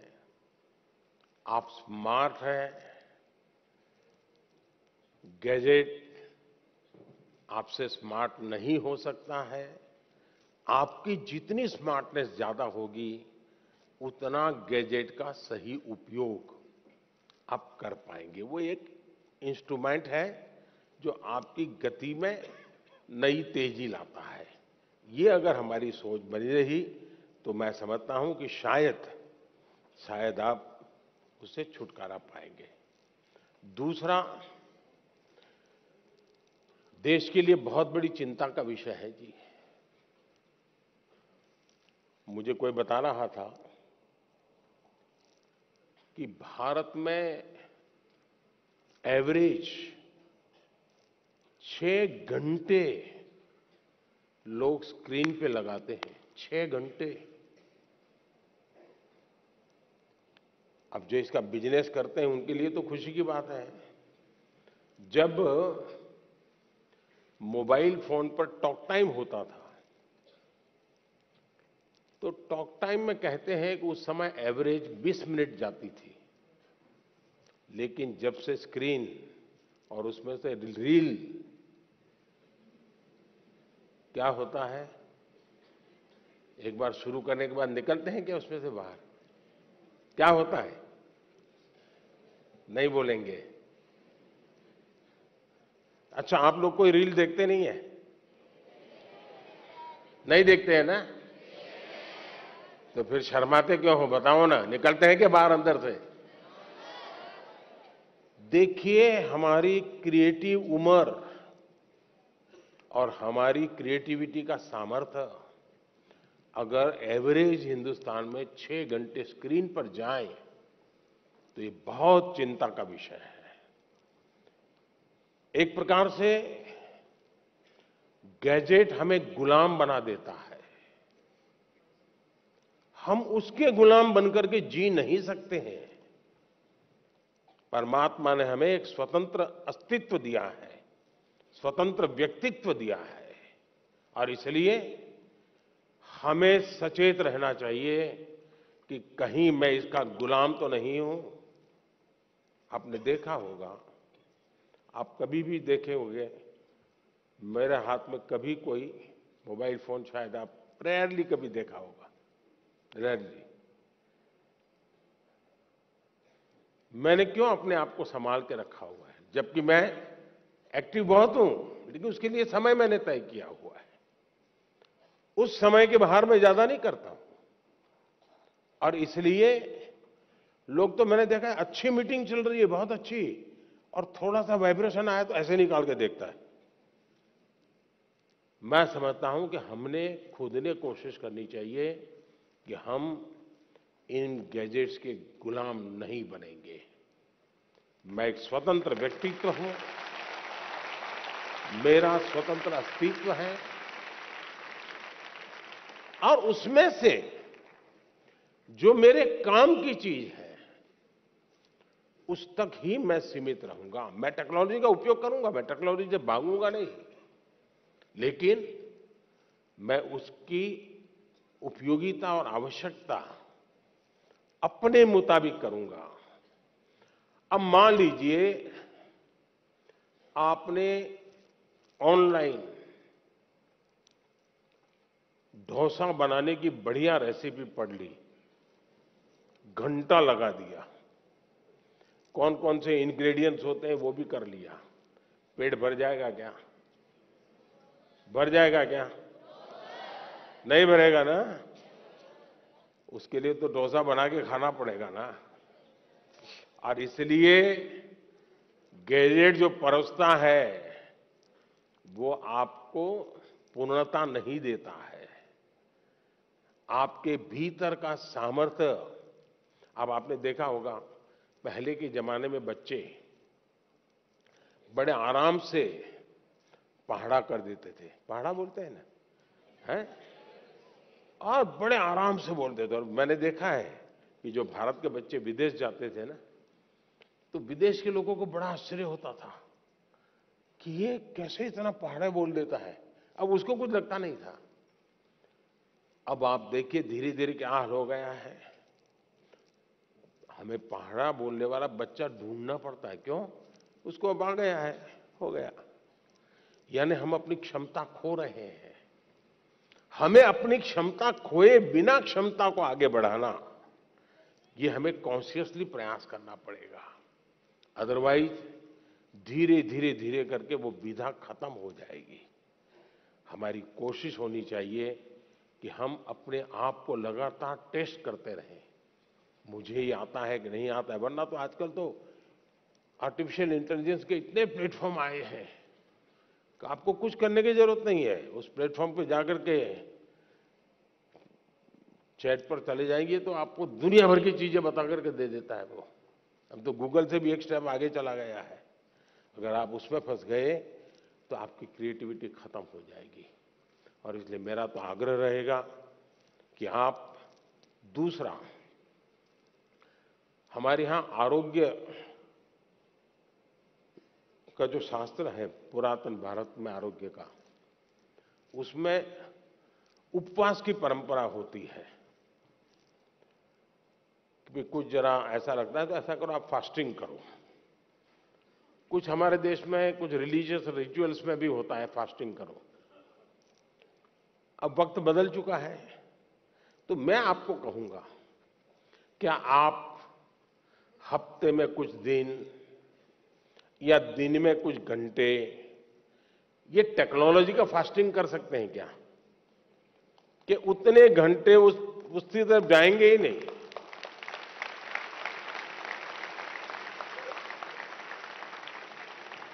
आपने देखा होगा कई परिवार होते हैं, घर में बड़ा 10वीं 12वीं बड़ा टेंशन शुरू में ही हो जाता है। सारे कार्यक्रम तय करते हैं परिवार वाले, नहीं भाई अगली साल कुछ नहीं है, वो 10वीं में है, वो अगली साल कुछ नहीं है, वो 12वीं में है। ऐसा ही चलता है घर में। और फिर टीवी पे भी कपड़ा लगा देते हैं, हाँ नो टीवी। क्यों? एग्जाम है, 10वीं के एग्जाम है, 12वीं के एग्जाम है। अगर हम इतने जागरूक होकर के टीवी पर तो पर्दा लगा देते हैं, लेकिन क्या हम स्वभाव से तय कर सकते हैं कि सप्ताह में एक दिन मेरा डिजिटल फास्टिंग होगा, नो डिजिटल डिवाइस, मैं किसी को हाथ नहीं लगाऊंगा। उसमें से जो फायदा होता है उसको ऑब्जर्व कीजिए, धीरे धीरे धीरे आपको उसका समय बढ़ाने का मन करेगा। उसी प्रकार से हमने देखा है कि परिवार हमारे तो छोटे होते जा रहे हैं और परिवार भी इस डिजिटल दुनिया में फंस रहे हैं। एक ही घर में माँ, बेटा, बहन, भाई, पापा सब रह रहे हैं और एक ही कमरे में वो उसको व्हाट्सएप कर रहा है। मैं आपकी ही बात बता रहा हूं ना। माँ भी पापा को व्हाट्सएप करेगी। देखा होगा आपने, घर में सब बैठे हैं साथ में, लेकिन हर अपने मोबाइल में खोया हुआ है। वो उधर देख रहा है, ये इधर देख रहा है। यही हो गया है ना। मुझे बताइए परिवार कैसे चलेगा जी?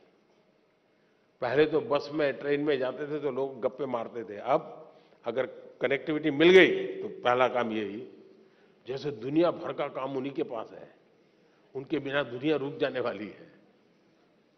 ये जो बीमारियां हैं, इस बीमारियों को हमें पहचानना होगा। हम अगर इन बीमारियों को पहचानेंगे तो हम बीमारियों से मुक्त हो सकते हैं। और इसलिए मेरा आग्रह है, घर में भी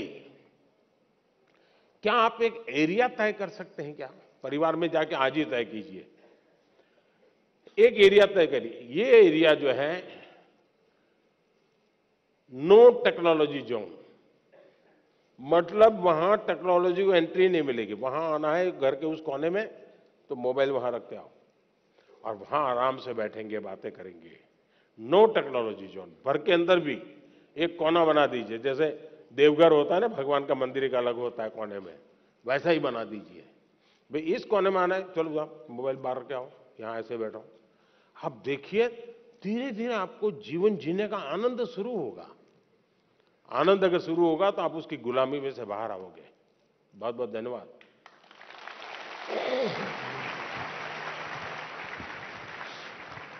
Thank you, Honorable Prime Minister, sir, for sharing such light-hearted mantra of digital fasting to tackle challenging situations in such an easy manner. माननीय प्रधानमंत्री जी, हिमालय पर्वतमाला में स्थित प्राकृतिक सौंदर्य से भरपूर यूनियन टेरिटरी जम्मू से निदा हमसे आभासी माध्यम से जुड़ रही हैं एवं आपसे प्रश्न पूछना चाहती हैं। निदा अपना प्रश्न पूछे। Honorable Prime Minister Sir, Namaskar. I am Nida of class 10th from Government Model High Secondary School, Sujwa, Jammu.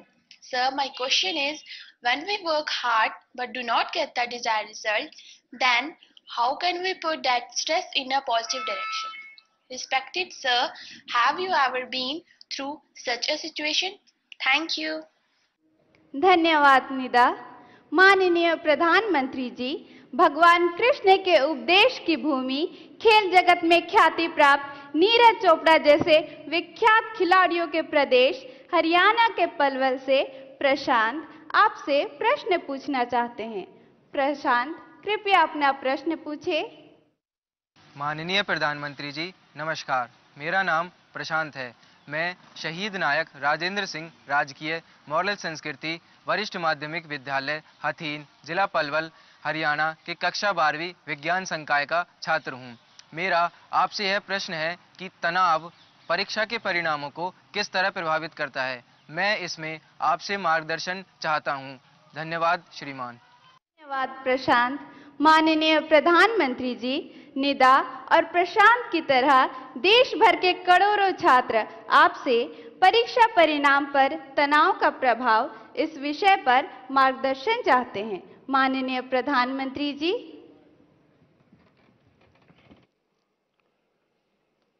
देखिए, परीक्षा के जो परिणाम आते हैं उसके बाद जो तनाव है उसका मूल कारण, एक तो हमने परीक्षा देकर के जब घर आए तो घर के लोगों को ऐसे पाठ पढ़ाए कि मेरा तो शानदार पेपर गया है, मेरा तो बिल्कुल 90 तो पक्का है और बहुत अच्छा करके आया हूं। तो घर के लोगों का एक मन बन जाता है और हमको भी लगता है कि वो गाली खानी ही है तो महीने भर के बाद खाएंगे, अभी तो बता दो उनको। और उसका परिणाम ये आता है कि वैकेशन का जो टाइम होता है, परिवार ने मान लिया होता है कि तुम सच बोल रहे हो और तुम अच्छा रिजल्ट लाने ही वाले हो, ऐसा मान लेते हैं। वो अपने दोस्तों को बताना शुरू कर देते हैं, नहीं इस बार तो बहुत अच्छा किया उसने और बहुत मेहनत करता था, अरे कभी खेलने नहीं जाता था, कभी रिश्तेदार के यहाँ शादी में, वो अपना जोड़ते रहते हैं जैसा मेरा बड़ा। और एग्जाम का रिजल्ट आने तक तो उन्होंने ऐसा माहौल बना दिया होता है कि बस ये तो फर्स्ट सेकंड के पीछे रहेगा ही नहीं। और जब रिजल्ट आता है 40-45 मार्क, फिर तूफान खड़ा हो जाता है। और इसलिए पहली बात है कि हम सच्चाई से मुकाबला करने की आदत छोड़नी नहीं चाहिए। हम कितने दिन तक झूठ के सहारे जी सकते हैं?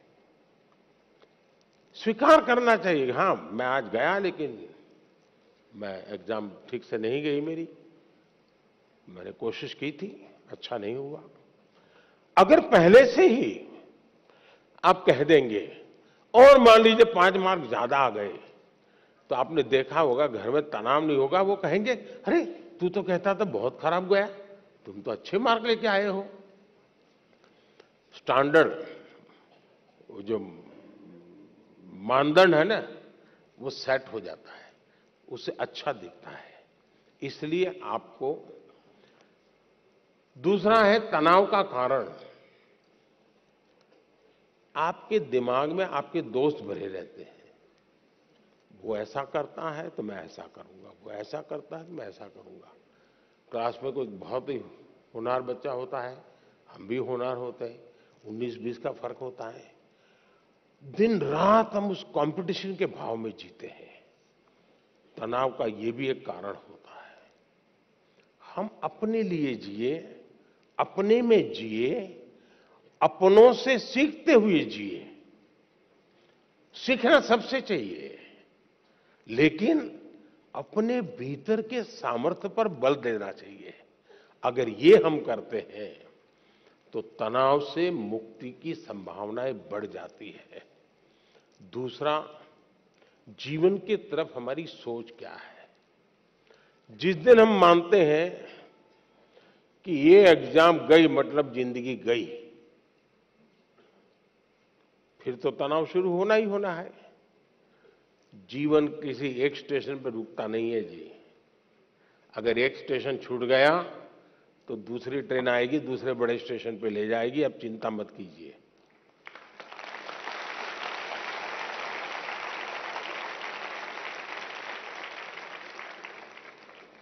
एग्जाम वो एंड ऑफ द लाइफ नहीं होता है जी।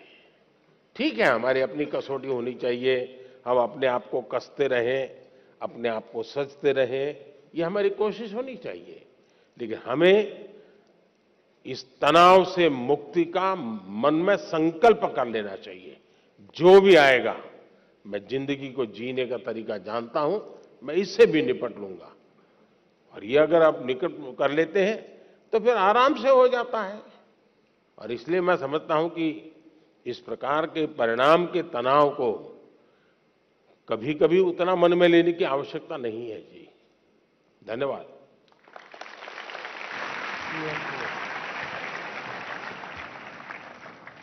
माननीय प्रधानमंत्री जी, आपका अनुभव सुनकर हमें नई चेतना आई है। आपका धन्यवाद। Honorable Prime Minister, sir, R. Akshara Siri lives in the Rangareddy district in Telangana. She is in quest of a significant subject and looks up to you for directions. Akshara, please put forth your question. माननीय प्रधानमंत्री जी, सादर नमस्कार। मेरा नाम है are Akshara सिरी। मैं जवाहर नवोदय विद्यालय रंगारेड्डी हैदराबाद की 9वीं कक्षा की छात्रा हूँ। मान्यवर, मेरा प्रश्न है, हमें अधिक भाषाएं सीखने के लिए क्या करना चाहिए? मैं इसमें आपकी मार्गदर्शन चाहती हूँ। धन्यवाद श्रीमान। Thank you Akshara. Honourable prime minister sir, इसी से मिलता जुलता प्रश्न रितिका गोडके भारत की हृदय नगरी भोपाल से आई हैं। वे हमारे साथ सभागार में हैं। रितिका, कृपया अपना प्रश्न पूछें। आदरणीय प्रधानमंत्री जी, नमस्कार। मेरा नाम रितिका घोड़के है। मैं भोपाल मध्य प्रदेश कक्षा 12वीं की छात्र शासकीय सुभाष उत्कृष्ट माध्यमिक विद्यालय स्कूल फॉर एक्सीलेंस की छात्रा हूँ। सर, मेरा क्वेश्चन आपसे यह है कि हम अधिक से अधिक भाषाएं कैसे सीख सकते हैं और ये क्यों जरूरी है? धन्यवाद। धन्यवाद रितिका। माननीय प्रधानमंत्री जी, कृपया अक्षरा और रितिका को बहुभाषी कौशल प्राप्त करने के लिए मार्गदर्शन करें, जो कि समय की आवश्यकता है। माननीय प्रधानमंत्री जी। बहुत ही अच्छा सवाल पूछा आपने। वैसे मैं शुरू में कह रहा था कि बाकी चीजें छोड़ करके थोड़ा फोकस होते जाइए, लेकिन एक ऐसा सवाल है कि जिसमें मैं कहता हूं कि आप जरा एक्सट्रोवर्ट हो जाइए। थोड़ा बहुत एक्सट्रोवर्ट होना बहुत जरूरी होता है। और ये मैं इसलिए कह रहा हूं,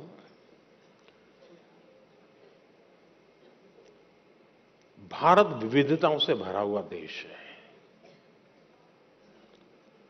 हम गर्व के साथ कह सकते हैं कि हमारे पास सैकड़ों भाषाएं हैं, हजारों बोलियां हैं। ये हमारा रिचनेस है, हमारी समृद्धि है। हमें अपनी इस समृद्धि पर गर्व होना चाहिए। कभी कभी आपने देखा होगा, कोई विदेशी व्यक्ति हमें मिल जाए और उसको पता चलेगा आप इंडिया के हैं, तो आपने देखा होगा कि थोड़ा सा भी वो भारत से परिचित होगा तो आपको नमस्ते करेगा, नमस्ते बोलेगा। प्रोनाउंसिएशन में थोड़ा इधर उधर हो सकता है, लेकिन बोलेगा। जैसा ही वो बोलेगा, आपके कान सचेत हो जाते हैं। उसको पहले राउंड में अपनापन महसूस होने लगता है। अच्छा, एक विदेशी व्यक्ति नमस्ते बोलता है, मतलब कि कम्युनिकेशन की कितनी बड़ी ताकत है, इसका ये उदाहरण है। इतने बड़े देश में आप रहते हैं, आपने कभी सोचा है कि शौक के नाते, जैसे हम कभी सोचते हैं मैं तबला सीखूं, कभी मैं सोचता हूं मैं फ्लूट सीखूं, मैं सितार सीखूं, पियानो सीखूं, ऐसा मन में करता है कि नहीं करता है? वो भी एक हमारी अतिरिक्त विधा डेवलप होती है कि नहीं होती है? अगर ये होता है तो मन लगा करके अपने अड़ोस पड़ोस के राज्य की एक आध दो भाषा सीखने में क्या जाता है? कोशिश करनी चाहिए। और सिर्फ हम भाषा सीखते हैं मतलब बोलचाल के कुछ वाक्य सीख जाते, ऐसा नहीं है। हम वहां के अनुभवों का निचोड़ जो होता है, एक एक भाषा की जब अभिव्यक्ति होना शुरू होती है ना, तो उसके पीछे हजारों साल की एक अविरत, अखंड, अविचल एक धारा होती है, अनुभव की धारा होती है, उतार चढ़ाव की धारा होती है, संकटों का सामना करते हुए निकली हुई धारा होती है, और तब जाकर के एक भाषा अभिव्यक्ति का रूप लेती है। हम एक भाषा को जब जानते हैं तब आपको उस हजारों साल पुरानी दुनिया में प्रवेश करने का द्वार खुल जाता है। और इसलिए बिना बोझ बनाए हमें भाषा सीखनी है। मैं कभी कभी हमेशा मुझे दुख होता है, बहुत दुख होता है। हमारे देश में कहीं पर कोई एक अच्छा स्मारक हो, पत्थर का बना हुआ, और कोई हमें कहे कि ये 2000 साल पुराना है, तो हमें गर्व होता है कि नहीं होता है? इतना बढ़िया चीज 2000 साल पहले थी, होता है कि नहीं होता है? किसी को भी गर्व होगा। फिर ये विचार नहीं आता है कि किस कोने में है। अरे भाई 2000 साल पहले का ये व्यवस्था है, कितना बढ़िया बनाया है, हमारे पूर्वजों को कितना ज्ञान होगा। अब मुझे बताइए, दुनिया की सबसे पुरातन भाषा, दुनिया की सबसे पुरातन, सिर्फ हिंदुस्तान की नहीं, दुनिया की सबसे पुरातन भाषा जिस देश के पास हो, उस देश को गर्व होना चाहिए कि नहीं होना चाहिए?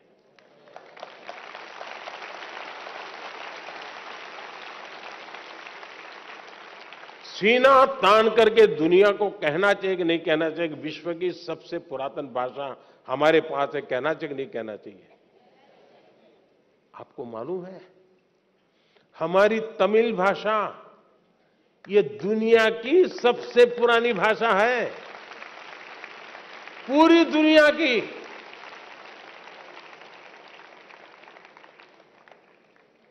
इतनी बड़ी अमानत इस देश के पास है, इतना बड़ा गौरव देश के पास है, लेकिन हम सीना तान करके दुनिया में कहते नहीं है। मैं पिछली बार जब यूनो में मेरा भाषण था तो मैंने जानबूझकर कुछ तमिल बातें बताई, क्योंकि मैं दुनिया को बताना चाहता था मुझे गर्व है कि तमिल भाषा दुनिया की श्रेष्ठ भाषा, दुनिया की सबसे पुरानी भाषा ये मेरे देश की है।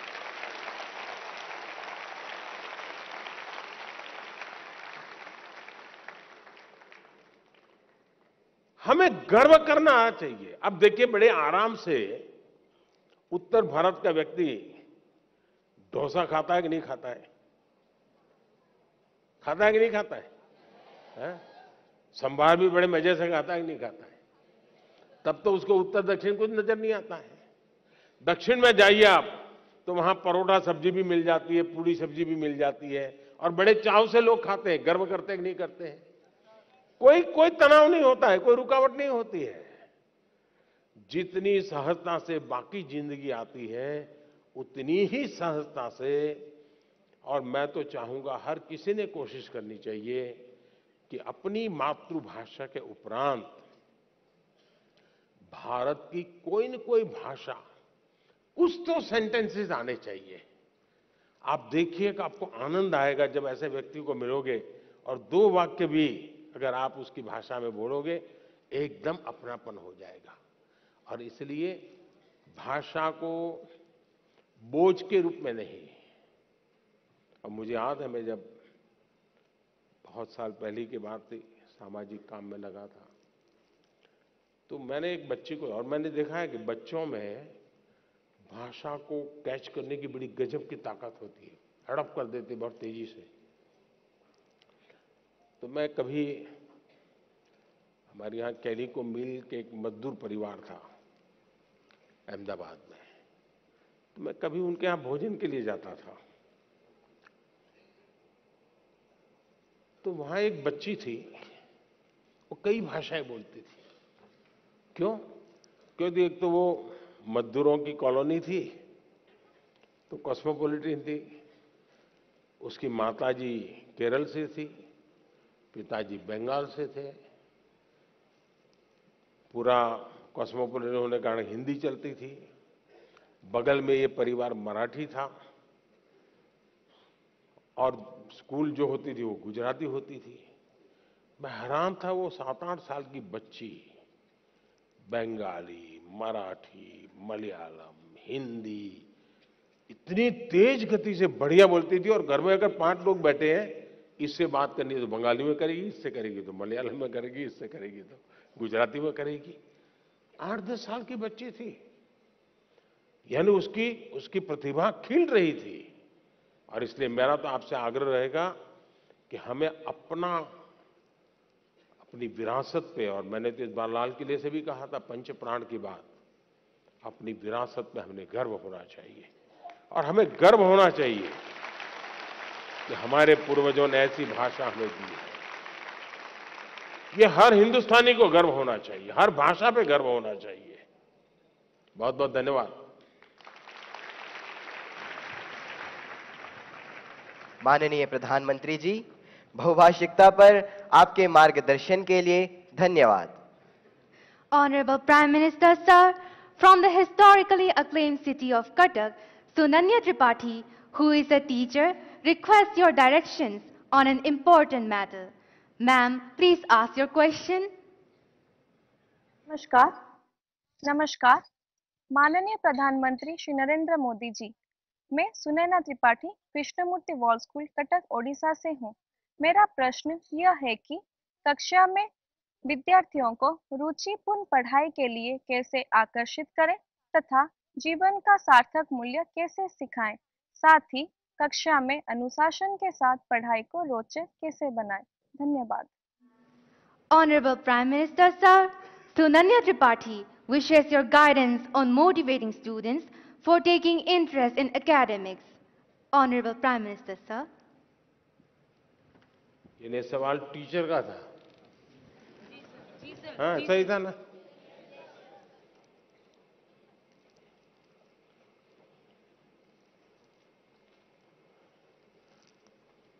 देखिए, आजकल अनुभव आता है कि टीचर अपने में खोए रहते हैं।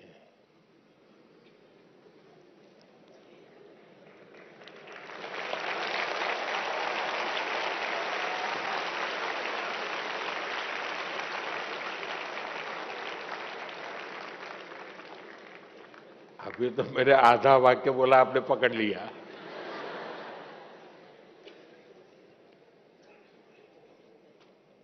वो एक निश्चित सिलेबस 20 मिनट 30 मिनट बोलना है, अपना कड़कड़ाहट बोल देते हैं। और फिर इसमें कोई हिलेगा इधर उधर, तो देखा होगा आपने। मैं तो मेरे अपने बचपन के अनुभव की बात बता, तो आजकल तो टीचर अच्छे होते हैं, मेरे जमाने में शायद ऐसा नहीं होगा। इसलिए मुझे टीचरों की आलोचना करने का हक नहीं है। लेकिन कभी कभी मैंने देखा था कि टीचर जो तैयारी करके आए हैं और अगर वो भूल गए तो चाहते नहीं कि बच्चे पकड़ लें उनको, उन बच्चों से छिपाना चाहते हैं। तो वो क्या करते हैं, एक कात की तरफ, खड़ा हो जा, क्यों ऐसे बैठा है, क्यों ऐसा कर रहा है, क्यों ढिकना कर रहा है, यानी पूरी 5-7 मिनट उसमें लगा देंगे। इतने में अगर विषय याद आ गया तो गाड़ी वापिस आएगी, वरना फिर मानो कोई हंस पड़ा उसको पकड़ेंगे, क्यों हंसता है तू, मैंने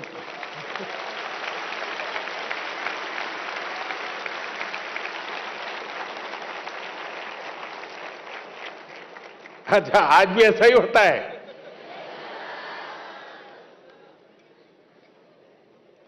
नहीं नहीं, ऐसा नहीं होता होगा। अब तो टीचर बहुत अच्छे होते हैं। आपने देखा होगा टीचर भी अभी मोबाइल फोन पे अपना सिलेबस लेके आता है, मोबाइल देख करके पढ़ाता है, ऐसा करता है ना? और कभी उंगली इधर उधर दब गई तो वो हाथ से निकल जाता है, वो खोदता रहता है, क्योंकि उसने पूरी तरह टेक्नोलॉजी को सीखा नहीं है। जरूरी दो चार चीजें सीख ली और इधर उधर उंगली अड़ गई तो फिर वो डिलीट हो जाता है या खिसक जाता है, हाथ नहीं लगता है, बड़ा परेशान हो जाता है। सर्दियों में भी पसीना छूट जाता है उसको लगता है कि ये बच्चे, और उसके कारण जिसकी अपनी कमियां होती है उसका एक स्वभाव रहता है दूसरों पर एक्स्ट्रा रौब जमाना, ताकि अपनी कमियां बाहर ना आए। मैं समझता हूं हमारे शिक्षक मित्रों ने विद्यार्थियों के साथ जितना अपनापन बनाएंगे, विद्यार्थी आपके ज्ञान की कसौटी करना नहीं चाहता है जी, ये हमारा भ्रम है। टीचर के मन में होता है कि विद्यार्थी आपको अगर कोई सवाल पूछता है तो आपकी एग्जाम ले रहा है। जी नहीं, अगर विद्यार्थी सवाल पूछता है तो ये मान के चलिए उसके अंदर जिज्ञासा है। आप उसकी जिज्ञासा को हमेशा प्रमोट कीजिए। उसकी जिज्ञासा ही उसकी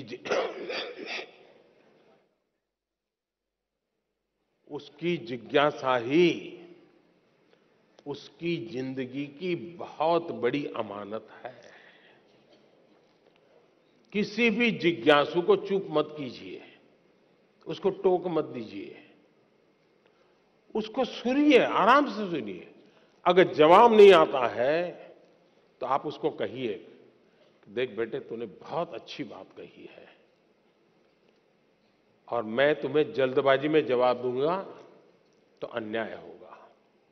ऐसा करो, हम कल बैठते हैं, तुम मेरी चैम्बर में आ जाना, हम बातें करेंगे और मैं भी तुमको समझने की प्रयास करूंगा ये विचार तुम्हें कहां से आया, और मैं भी कोशिश करूंगा इन बिटवीन मैं घर जाकर के स्टडी करूंगा, जरा गूगल पे जाऊंगा, इधर उधर जाऊंगा, पूछ लूंगा और फिर मैं तैयार होकर के आऊंगा। फिर दूसरे दिन मैं उसको पूछूंगा, अच्छा भाई तुम्हें ये विचार आया कहां से, इतना उत्तम विचार इस उम्र में कैसे आया तुम्हें?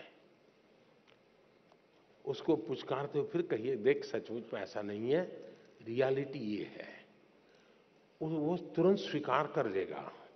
और आज भी स्टूडेंट्स अपने टीचर की कही हुई बात को बहुत मूल्यवान समझता है।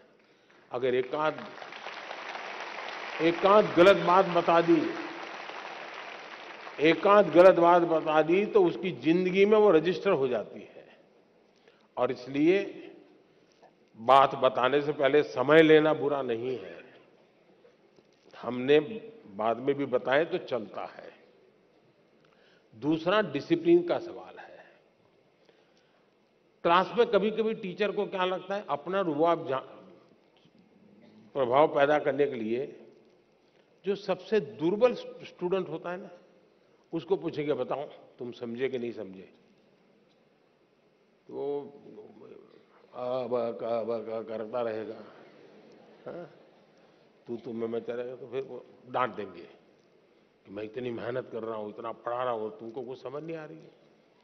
अगर मैं टीचर होता तो मैं करता, जो बहुत ही अच्छे ब्राइट स्टूडेंट हैं उनको कहता, अच्छा बताओ भाई तुम कैसे समझे इसको, वो बढ़िया से समझाएगा। तो जो नहीं समझ रहा है वो स्टूडेंट की भाषा अच्छी तरह समझेगा तो उसको समझ आ जाएगा। और जो अच्छे स्टूडेंट हैं उनको मैं प्रतिष्ठा दे रहा हूं तो अच्छे बनने की कंपटीशन शुरू होगी, स्वाभाविक रीते कंपटीशन शुरू होगी। दूसरा, जो इस प्रकार से अनुशासन में नहीं है, ध्यान केंद्रित नहीं करता है,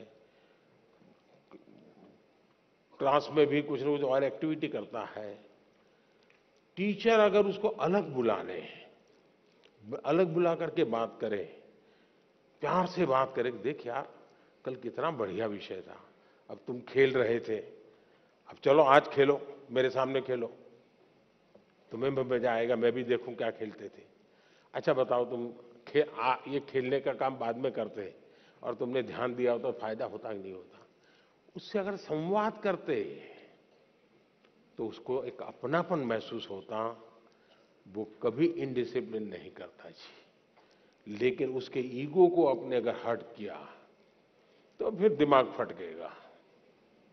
कुछ लोग चतुराई भी करते हैं, चतुराई भी कभी कभी काम आती है। जो सबसे शरारती लड़का होता है उसी को मॉनिटर बना देते हैं, बनाते हैं ना, वो मॉनिटर बन जाता है तो फिर उसको भी लगता है यार मुझे तो थोड़ा ठीक से व्यवहार करना पड़ेगा, तो वो फिर खुद को अपने आप को जरा ठीक करता है और सबको ठीक रखने के लिए अपने आप को एडजस्ट करता है, अपनी बुराइयों को कंट्रोल करने की कोशिश करता है, शिक्षक को प्रिय होने का प्रयास करता है और अल्टीमेटली परिणाम ये आता है उसकी जिंदगी बदल जाती है और उसके माध्यम से क्लासरूम का एनवायरनमेंट भी सुधर जाता है। तो अनेक तरीके हो सकते हैं, लेकिन मैं मानता हूं कि हमें डंडा लेकर के डिसिप्लिन वाले रास्ते नहीं चुनने चाहिए, हमें अपनापन का ही रास्ता चुनना चाहिए। अपना रास्ता चुनेंगे तभी लाभ होगा। बहुत बहुत धन्यवाद। माननीय प्रधानमंत्री जी, इतनी सरलता एवं गहराई से जीवन मूल्यों की प्रेरणा पर आपका कोटि कोटि धन्यवाद। माननीय प्रधानमंत्री जी, परीक्षा पर चर्चा 2023 के अंतिम प्रश्न के लिए मैं आमंत्रित कर रही हूं दिल्ली से श्रीमती सुमन मिश्रा, जो कि एक अभिभावक है। वे सभागार में उपस्थित है और आपसे अपनी जिज्ञासा का समाधान चाहती हैं। मैम, कृपया अपना प्रश्न पूछिए। Good morning, Honorable Prime Minister. Myself, Suman Mishra. Sir, I seek your advice on how should a student behave in a society. Thank you, sir. धन्यवाद मैम। माननीय प्रधानमंत्री जी। स्टूडेंट सोसाइटी में कैसे बिहेव करे, यही पूछना है ना आपको। मैं समझता हूं कि इसको थोड़ा अलग दायरे में रखना चाहिए। हम किस सोसाइटी की बात करते हैं? जो हमारा सर्कल है वो, जिनके बीच हम बैठते उठते हैं, कभी अच्छी बुरी बातों में टाइम बिताते हैं, टेलीफोन पर घंटे बिता देते हैं। अगर उस लिमिटेड वर्तुल की बात करते हैं तो आप बच्चे को जैसा कहोगे वैसा, भाई यहाँ जूते पहन करके आओ, यहाँ जूते निकालो, यहाँ इस ढंग से व्यवहार करो, यहाँ उस ढंग से करो, ऐसा आप कह सकते हैं। लेकिन हकीकत यह है कि उसको एक घर के दायरे में बंद नहीं रखना है। उसको समाज में जितना व्यापक उसका विस्तार होने देना चाहिए। मैंने तो कभी कहा था, शायद परीक्षा पे चर्चा पे ही कहा, कहीं और कहा, मुझे याद नहीं है। मैंने कहा था कि 10वीं 12वीं की एग्जाम के बाद कभी बच्चे को पहले अपने स्टेट में उसको कहोगे, लो ये पैसे तुम्हें इतना देते हूं और 5 दिन के लिए तुम इतनी जगह पे घूम करके वापस आओ और वहां के फोटो, वहां का वर्णन सब लिख करके ले आओ, फेंको उसको हिम्मत के साथ। आप देखिए वो बच्चा बहुत कुछ सीख करके आएगा, जीवन को जान करके, उसमें विश्वास बढ़ेगा। फिर वो आपको ये नहीं चिल्लाएगा। और 12वीं का है तो उसको कहो तुम राज्य के बाहर जाकर के हो आओ, देखिए ये इतने पैसे हैं, ट्रेन में जाना है, विदाउट रिजर्वेशन जाना है, सामान इतना होगा, ये तुझे खाना दे दिया है, जाओ इतनी चीजें देख करके आओ और आकर के सबको समझाओ। आपने सचमुच में अपने बच्चों का ट्रायल लेते रहना चाहिए। उनको समाज के भिन्न भिन्न वर्गों में जाने के लिए प्रेरित करना चाहिए। उसको कभी पूछना चाहिए कि भाई तुम्हारी स्कूल में इस बच्चे ने इस बार कबड्डी में अच्छा खेला था, तुम उसको मिले क्या? जाओ उसके घर जाके मिल के आ जाओ। फलाने बच्चे ने विज्ञान मेले में अच्छा काम किया था, तुम जाकर के मिल के आए क्या? अरे जाओ जरा मिल करके आओ। उसको उसका विस्तार करने का उसको आपको अवसर देना चाहिए। उसको आप ऐसा करना चाहिए, वैसा करना चाहिए, ये करना चाहिए, वो नहीं करना चाहिए, कृपा करके उसको बंधनों में मत बांधिए। आप मुझे बताइए, कोई ये फरमान निकाले कि अब पतंगों को, पतंगे बोलते हैं ना, हैं? पतंगों को यूनिफॉर्म पहनाएंगे तो क्या होगा? क्या होगा? कोई लॉजिक है क्या? हमें बच्चों का विस्तार होने देना चाहिए, उनको नए नए दायरे में ले जाना चाहिए, मिलवाना चाहिए, कभी हमें भी ले जाना चाहिए उसको। हमारे यहां छुट्टियों में रहता था कि मामा के घर जाना, फलानी जगह पे जाना। ये क्यों होता था? इसका अपना एक आनंद होता है, उसके एक संस्कार होते हैं, एक जीवन की रचना बनती है। हम अपने दायरे में बच्चों को बंद मत करें। हम जितना ज्यादा उनका दायरा बढ़ाएंगे, हाँ, हमारा ध्यान रहना चाहिए,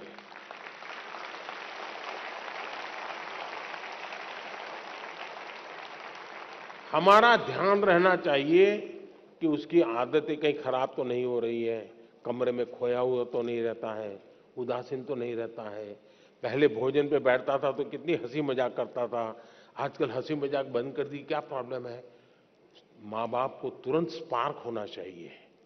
ये तब होता है जब बच्चों को वो एक अमानत के रूप में ईश्वर ने उसको एक अमानत दी है, इस अमानत का संरक्षण संवर्धन उसका दायित्व है।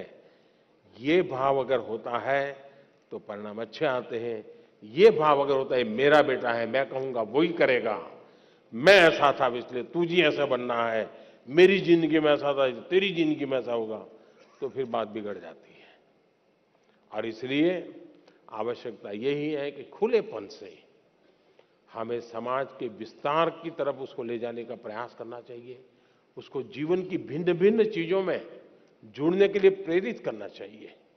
मैं तो कभी कहूंगा कि मान लीजिए आपके यहाँ वो सांप छछूंदर वाले लोग आते हैं, कभी बच्चों को कहो भाई तुम जाओ इसके साथ बात करो, वो कहाँ का रहने वाला है, कहाँ से निकला, इस धंधे में कैसे आ गया, क्यों सीखा, चलो मुझे समझाओ, वो उसको पूछ करके आओ, उसकी संवेदनाएं जग जाएगी जी, वो क्यों ये काम कर रहा है, जानना सीखना सहज बन जाएगा। कोशिश करनी चाहिए कि आपके बच्चों का विस्तार ज्यादा हो, वो बंधनों में न बन जाए, उसको खुला आसमान दीजिए, आप उसको अवसर दीजिए, वो समाज में ताकत बन के उभरेगा। बहुत बहुत धन्यवाद।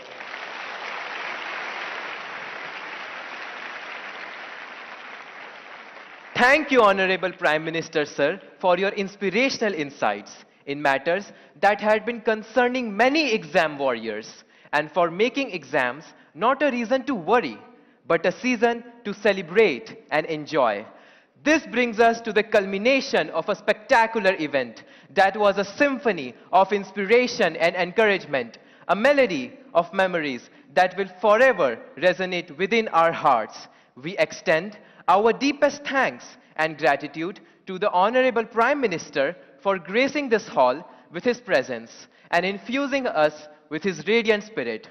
प्रधानमंत्री जी द्वारा परीक्षा पे चर्चा ने हमारे जैसे करोड़ों बच्चों की बेचैनी, घबराहट एवं हार मानने की प्रवृत्ति को उत्साह, उमंग एवं सफलता की ललक में बदल दिया है। धन्यवाद माननीय प्रधानमंत्री जी, कोटि कोटि धन्यवाद।